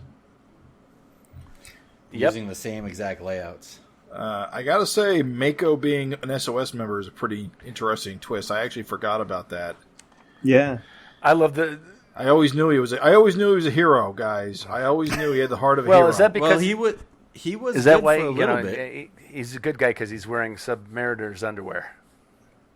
Yes. He's wearing the green pants instead of the black bodysuit. That's how you can tell. I mean, he was a good guy for a little bit in the regular series. Right. He even flew through Dimension X and stuff. He had his little jetpack. He looked cool as shit. That's what I'm saying. That was the best Mako ever was. Yeah. Then Dart had to fuck it up. Well, can I just say Paul punching that guy's goddamn throat open is crazy as shit? There's something like more visceral about like the head not coming clean off, but instead just like ripping. Yeah. Ugh. Ugh. And Bronze Man, he's kind of a cool visual. He is basically Overlord. Yeah. I love all the characters that you see. Like, you see the old school versions of Zeke and Dart and Rock. Star. And I don't know who that little that Dormammu guy is. That they're all watching the little like film strip, and you just see his glowing head. Human Well, Torch, and then dude. one of the Johnson Dormammu. boys are busting through the wall. Right. Yeah, like the costume is verbatim, dude.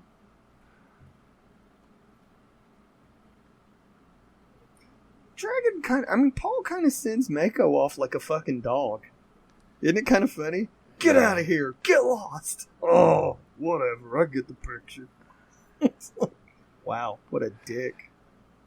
It's funny because in the issue 65, It's barbaric. Replaced. Yeah, it's barbaric, and Dragon's almost the same way. And the star in 65 is Chris Robinson, not... Yeah. Is that William, or... I think it's William Johnson, yeah. It's funny because, like, what's weird to me is, like, so I read this and I was not hyped because it's like, I love this old, like, Paul Dragon stuff, but, like, you know, part of me in my brain, I always think, this could have been something new. But then, like, as I read this, because I was like, well, I'm going to read it because we're going to be FINcasting about it, I kind of was surprised by how good this actually is. Yeah.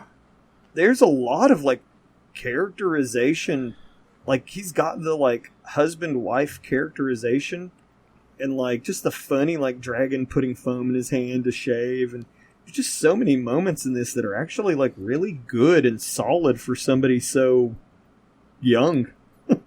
It's the nuts. Funny thing is, all the characters that are in this that, ended up that making carry it to over the Savage Dragon series. Because it's funny because this is the first appearance of Dragon, but it's like in media res. It's like takes place as if this series had been going on for years. Right. Yeah.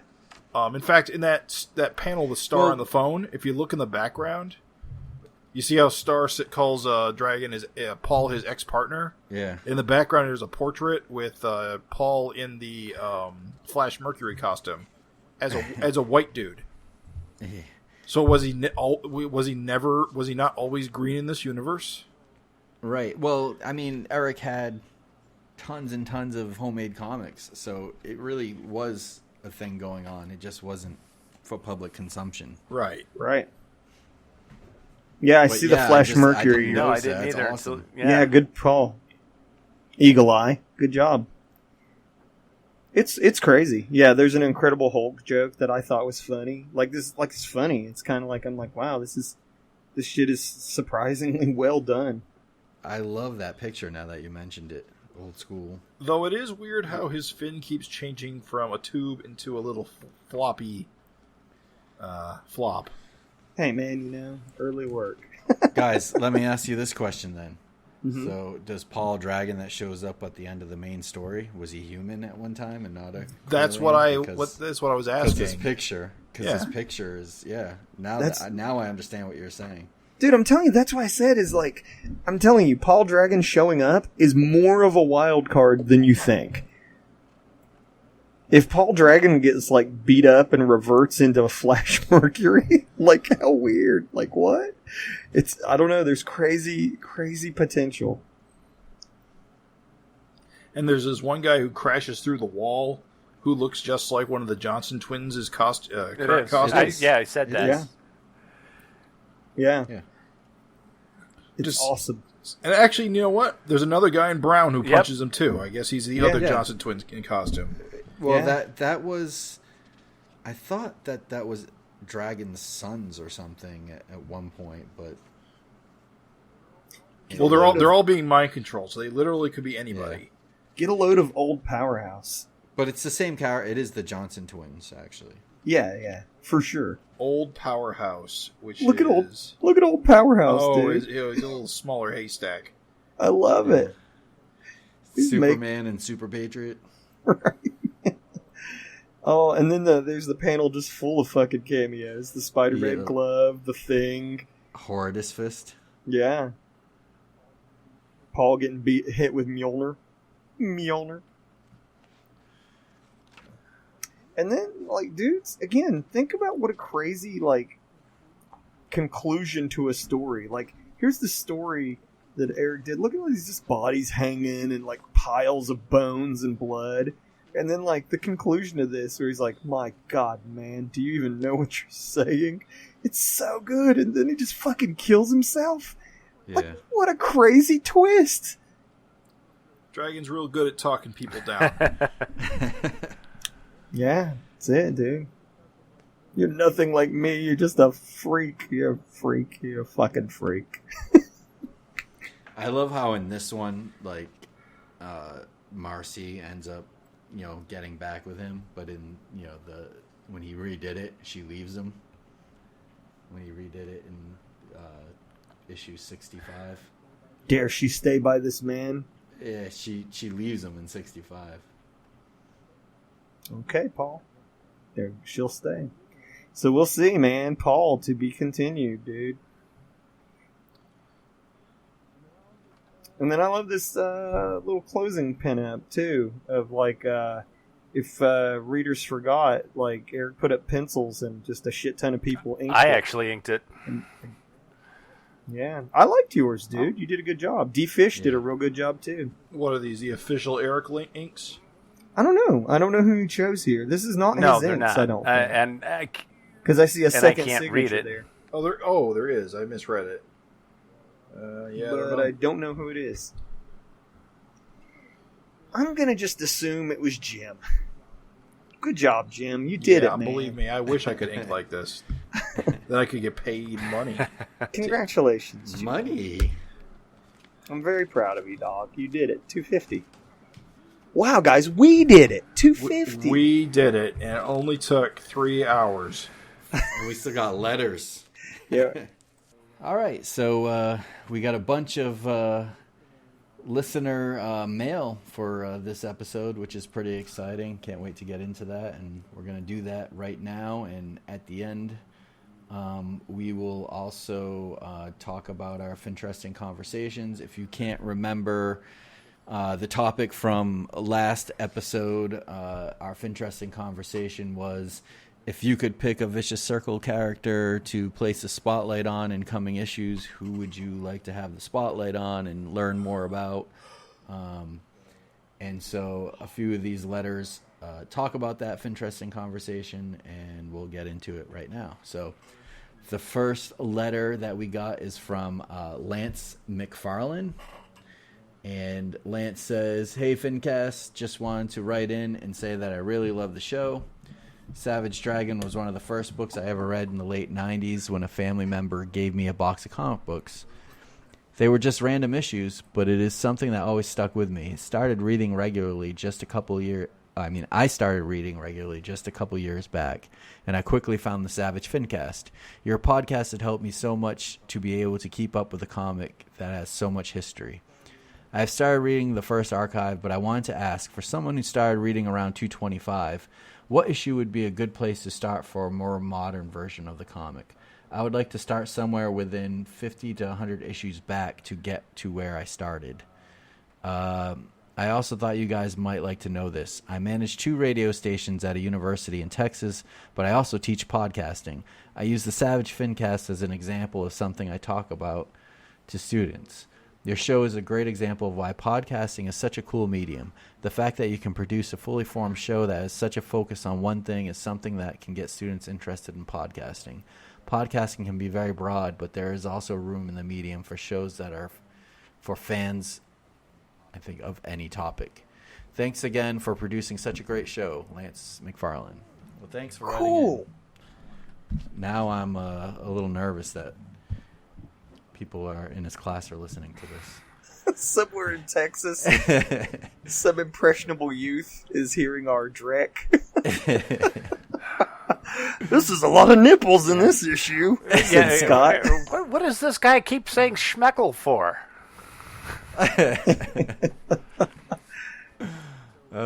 So the question, I guess, is, he said he started reading the first archive, but for someone who started reading around 225, what issue would be a good place to start from for a more modern version of the comic?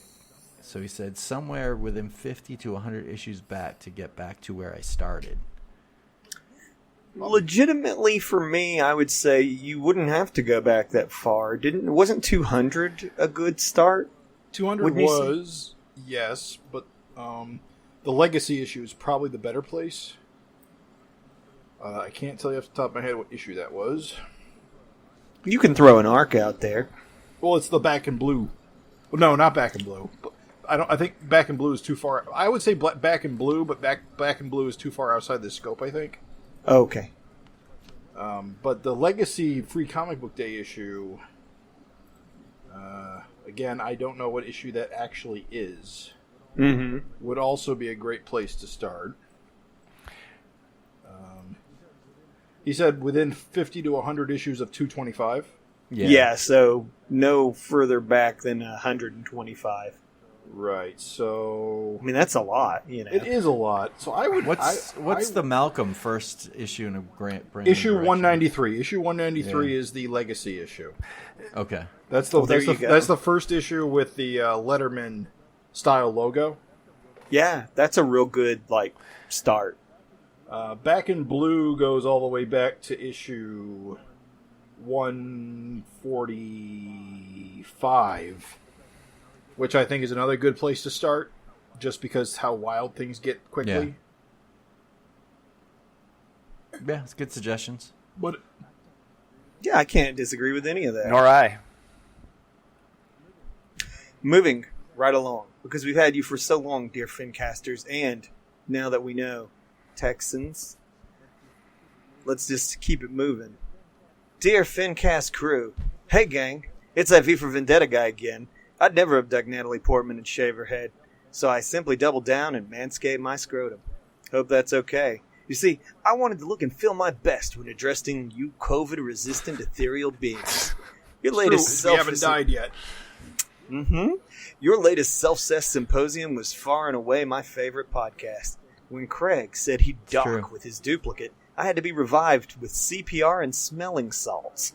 While I would have preferred a lengthy discussion on docking, size matters, Raven's empathetic response was equally satisfying. Question: would neighbor Craig from Savage Dragon partake in said activity right before he exploded? With me and my duplicate, it would just be a handy with lots of eye contact and guilt. I imagine if Jim were to try and fillet his counterpart, the ensuing sounds would resemble abortive attempts at pronouncing the word colorist. Yes, for certain. You did fight with that. It bears repeating that the name Peter Johnson is comprised of 2 synonyms for penis.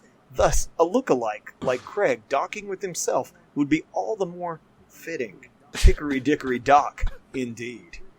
The most spiritually cleansing portion of the podcast had to be Jim's axiomatic averment that Raven should fuck the pizza dough. Sublime and unparalleled. Spiritually cleansing. What I love... Spiritually cleansing. He went through... Satyrus went through some emotions that last show. What I love the most about the FINcast is all the wild tangents you take us on, veering off comics to getting off on sex. Just like Savage Dragon, fans never know what to expect. As for too much sex in the book, it's worth noting that typically most Americans are far more comfortable with violence as part of their entertainment than they are with graphic sex. I could argue that the extended fight scenes in Savage Dragon eat up just as much prime real estate as gratuitous depictions of sex addiction, space that could otherwise be devoted to furthering plot development. Also worth noting is that in Quebec, French plot means vagina. Savage Dragon wouldn't be the same without the sex, and your podcast just wouldn't be the same without your righteous ribald rejoinders. Nobody says sideways monkey mouth quite like Craig, or gags on colorist as alluringly as Jim. And it goes without saying, the profundity of Raven's erudication and erotica will always be a welcome dessert to the meat and potatoes entree that is Savage Dragon. If only there was a word that combined Excelsior with erection, then I could properly end this manic massive with a subtle climax. Sincerely, Sotiris Gravis. P.S. I want to see Maxine and Fountainhead squirting used to disinfect all of Toronto from this ghastly coronavirus. P.P.S. Want to see Malcolm hit a villain so hard that he crashes through Trump's underground bunker. P.P.P.S. I want to see it revealed in the Savage Dragon number 400 that a 40-year-old Maxine never took PJ's blood, but still looks 25 because she's Asian. P. Stutter S. The podcast for Savage Dragon 250 should definitely be 2 hours and 50 minutes long. Almost as long as it took you to read this letter. I like to equate the... Yeah, Nostradamus, dude. I like to equate the prolixity of my expatiatory correspondence with Quentin Tarantino dialogue on crack. Letter of the Guys, year. No one is as loquacious as Sotiris Gravis, and it's always a pleasure to give voice to your... That was brilliant. Thank you for listening. Thank you for listening. I can't really riff on that, so shall I roll along? It's been... We've shot over his 2 hours and 50 minutes, so... Alright. Yo, Savage FINcast. I just felt compelled to write in and say I'm a big fan of the show and to ask you a question. In the most recent retro episode, you reviewed Savage Dragon issue number 7, which I would consider to be one of the greatest issues of the series and the first full-on experimental issue. There was some talk that number 7 would be in your top 10 issues of all time, but not in the top 5. Ever since he said that, I can't stop thinking what the top 10 issues would be. In your opinions, since you brought it up, what are the top 10 greatest issues of Savage Dragon? Personally, I have trouble isolating the issues in my mind from their storylines, but I think Back in Blue through Emperor Dragon is the zenith of the series. While those were coming out, Savage Dragon was the greatest book in the world.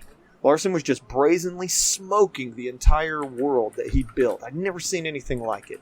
I think from 226 onward is the most fun that the book has been since the Emperor Dragon saga. It's just fresher and funner than it's ever been.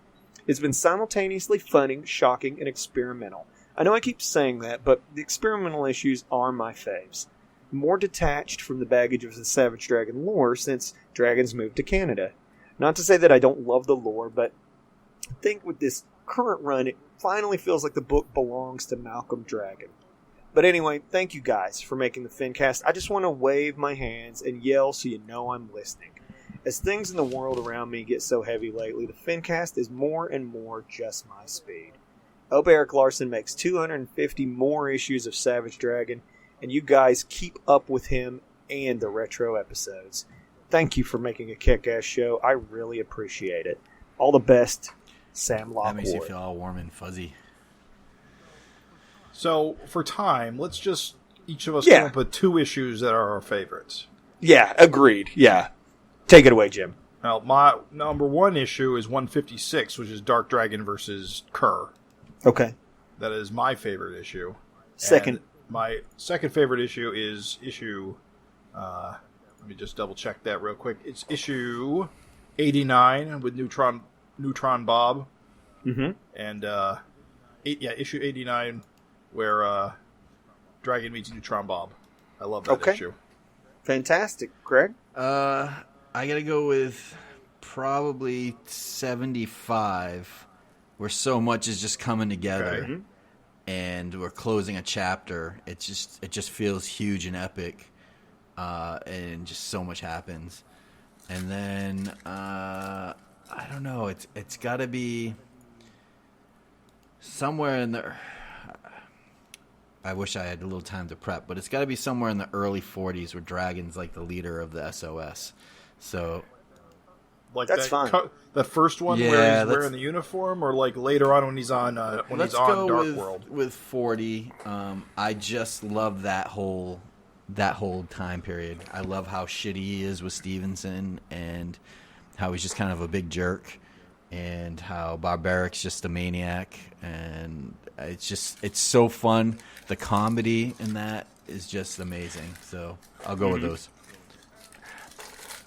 I'm going to have to Scott. go with not a specific issue, but an arc, because That's okay. I'm not going to be able to dial I'm down have either, to go so where you're fine. Dragon gets kicked off the force and goes into the SOS. That would be probably my second. Okay. I'm really digging this whole move to Toronto with Malcolm. I'm enjoying where we're at right now, and the direction that the story's going, and the character development. From the pet names to, the trials and tribulations that Maxine's gone through. So those two arcs are kind of where are two of my favorite. Sure. For me, I would say, again, I can't be as clear and concise as like Jim was and Craig, where they nailed it down to issue numbers. But like, one of my most favorite issues is the story arc where young Shadowhawk just keeps wishing the Image JLA of like Dragon Spawn, Witchblade, back to his current location to help him with a pendant, and like they're just not like always like helpful. That is I think that's not 141 or 144. It's around there though, because it's after the Image United. Yeah, stuff. that's the guy with the shake. It's in the issue where the panels keep it keeps increasing with the panel count. Every panel is 1 day. Okay. I'm pretty sure it's that issue. I really like that one because I think that it is just... I've always loved that idea of that image-connected universe. I've always really wished that we could get that book, like the Image JLA. I would love to see, Eric give that idea a little more time, but whatever. I know it was a fun gag, and I just like that idea. I like the idea of the Image superhero universe. And to me, that was like one of the coolest things, is getting to see that happen. And then, surprise, ching ching, bada bing, the forcing issue. We're out of there. Love it. Because to me, here's the thing, is that and I know that sounds funny. It sounds like, oh, Raven, yeah. But I feel like part of what makes Savage Dragon so cool and unique is the auteur nature. Here's a cartoonist that is not necessarily pursuing commercially viable things. Like, the book would be very different if all he cared about was just mass appeal and mass marketability and whatever. And I thought it was a cool, sort of a brave, gutsy little move into a more sincere direction, and I like it, and I was pleased. I thought it was cool. It was the start of a new era in my mind. So, all right, I'm done. Next, all right. Scott. Hey guys, it's Matt. A friend of the show. First up, 250 was killer. How about that last page, huh? Now, no doubt.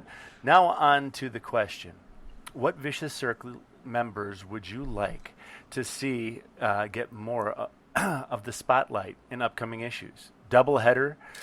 Dude's a classic villain, been around forever, and we know very little about him. Also, Frogman. He was first shown in Eric's next issue project, Fantastic Comics, Samson's story, which kind of implies that he's an old Golden Age bad guy.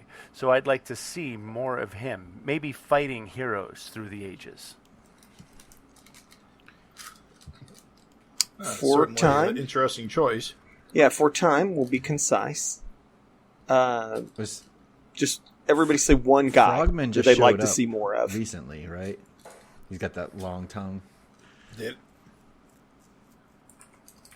I mean, we talked about it last episode. I think what our choices were, but what about our choices? We already covered. Well, what about you, Okay. Scott? Yeah, Scott, yeah. Oh gosh, which Vicious Circle? Past, present, Past, dead. present. Doesn't matter. Dream. Anything can happen. I'm drawing a blank. I'm trying to think of.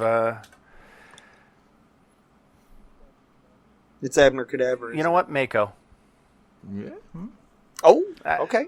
Oh yeah, Frogman was in 249. You know, if you're gonna go Fascinating. dead, I always liked Mako. I thought he was an interesting character. But you know, if I can pull a dead character out of a hat, it would be Mako.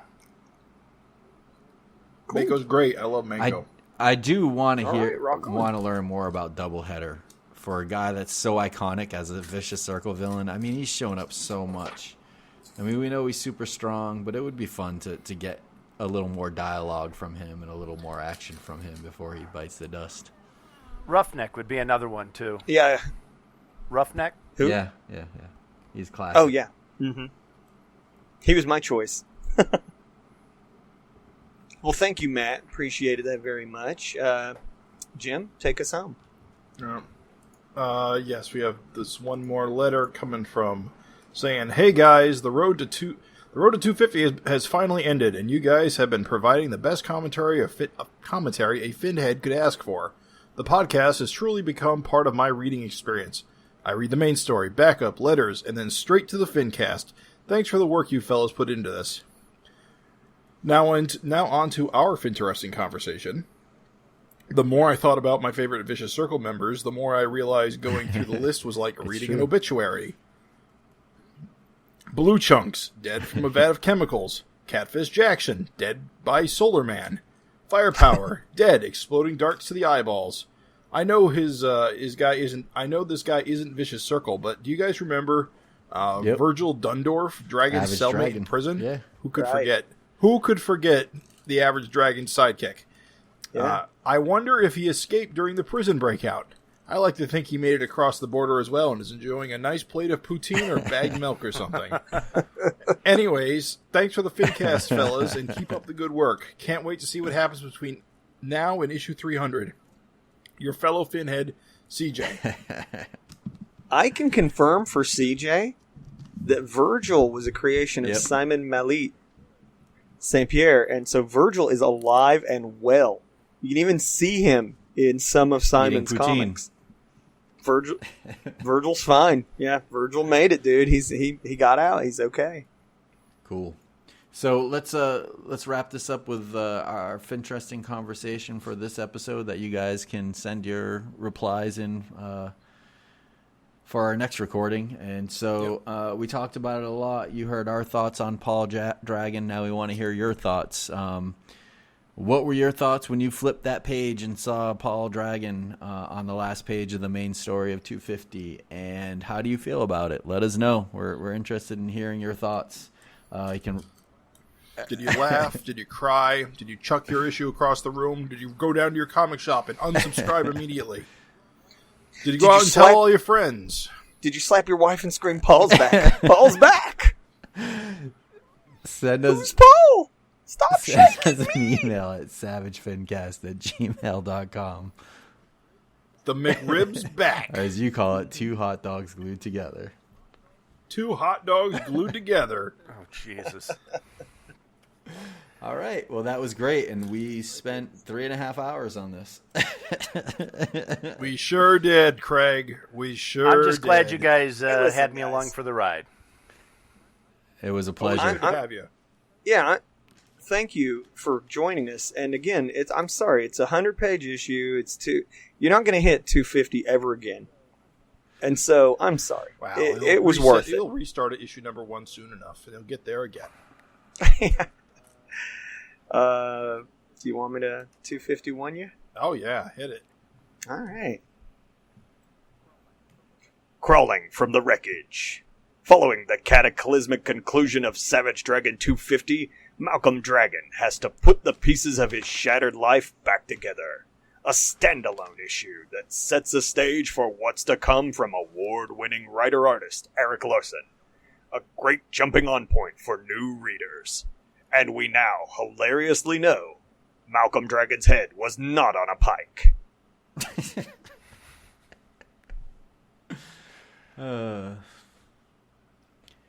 Okay. That's All it. right. Well, that's our episode, guys. Thanks for hanging tough with this super, triple, quadruple sized issue. We knew it was going to be a long one, so I don't know if we expected a 3.5 hour long one, but there you go. So as always, you can contact us at savagefincast@gmail.com.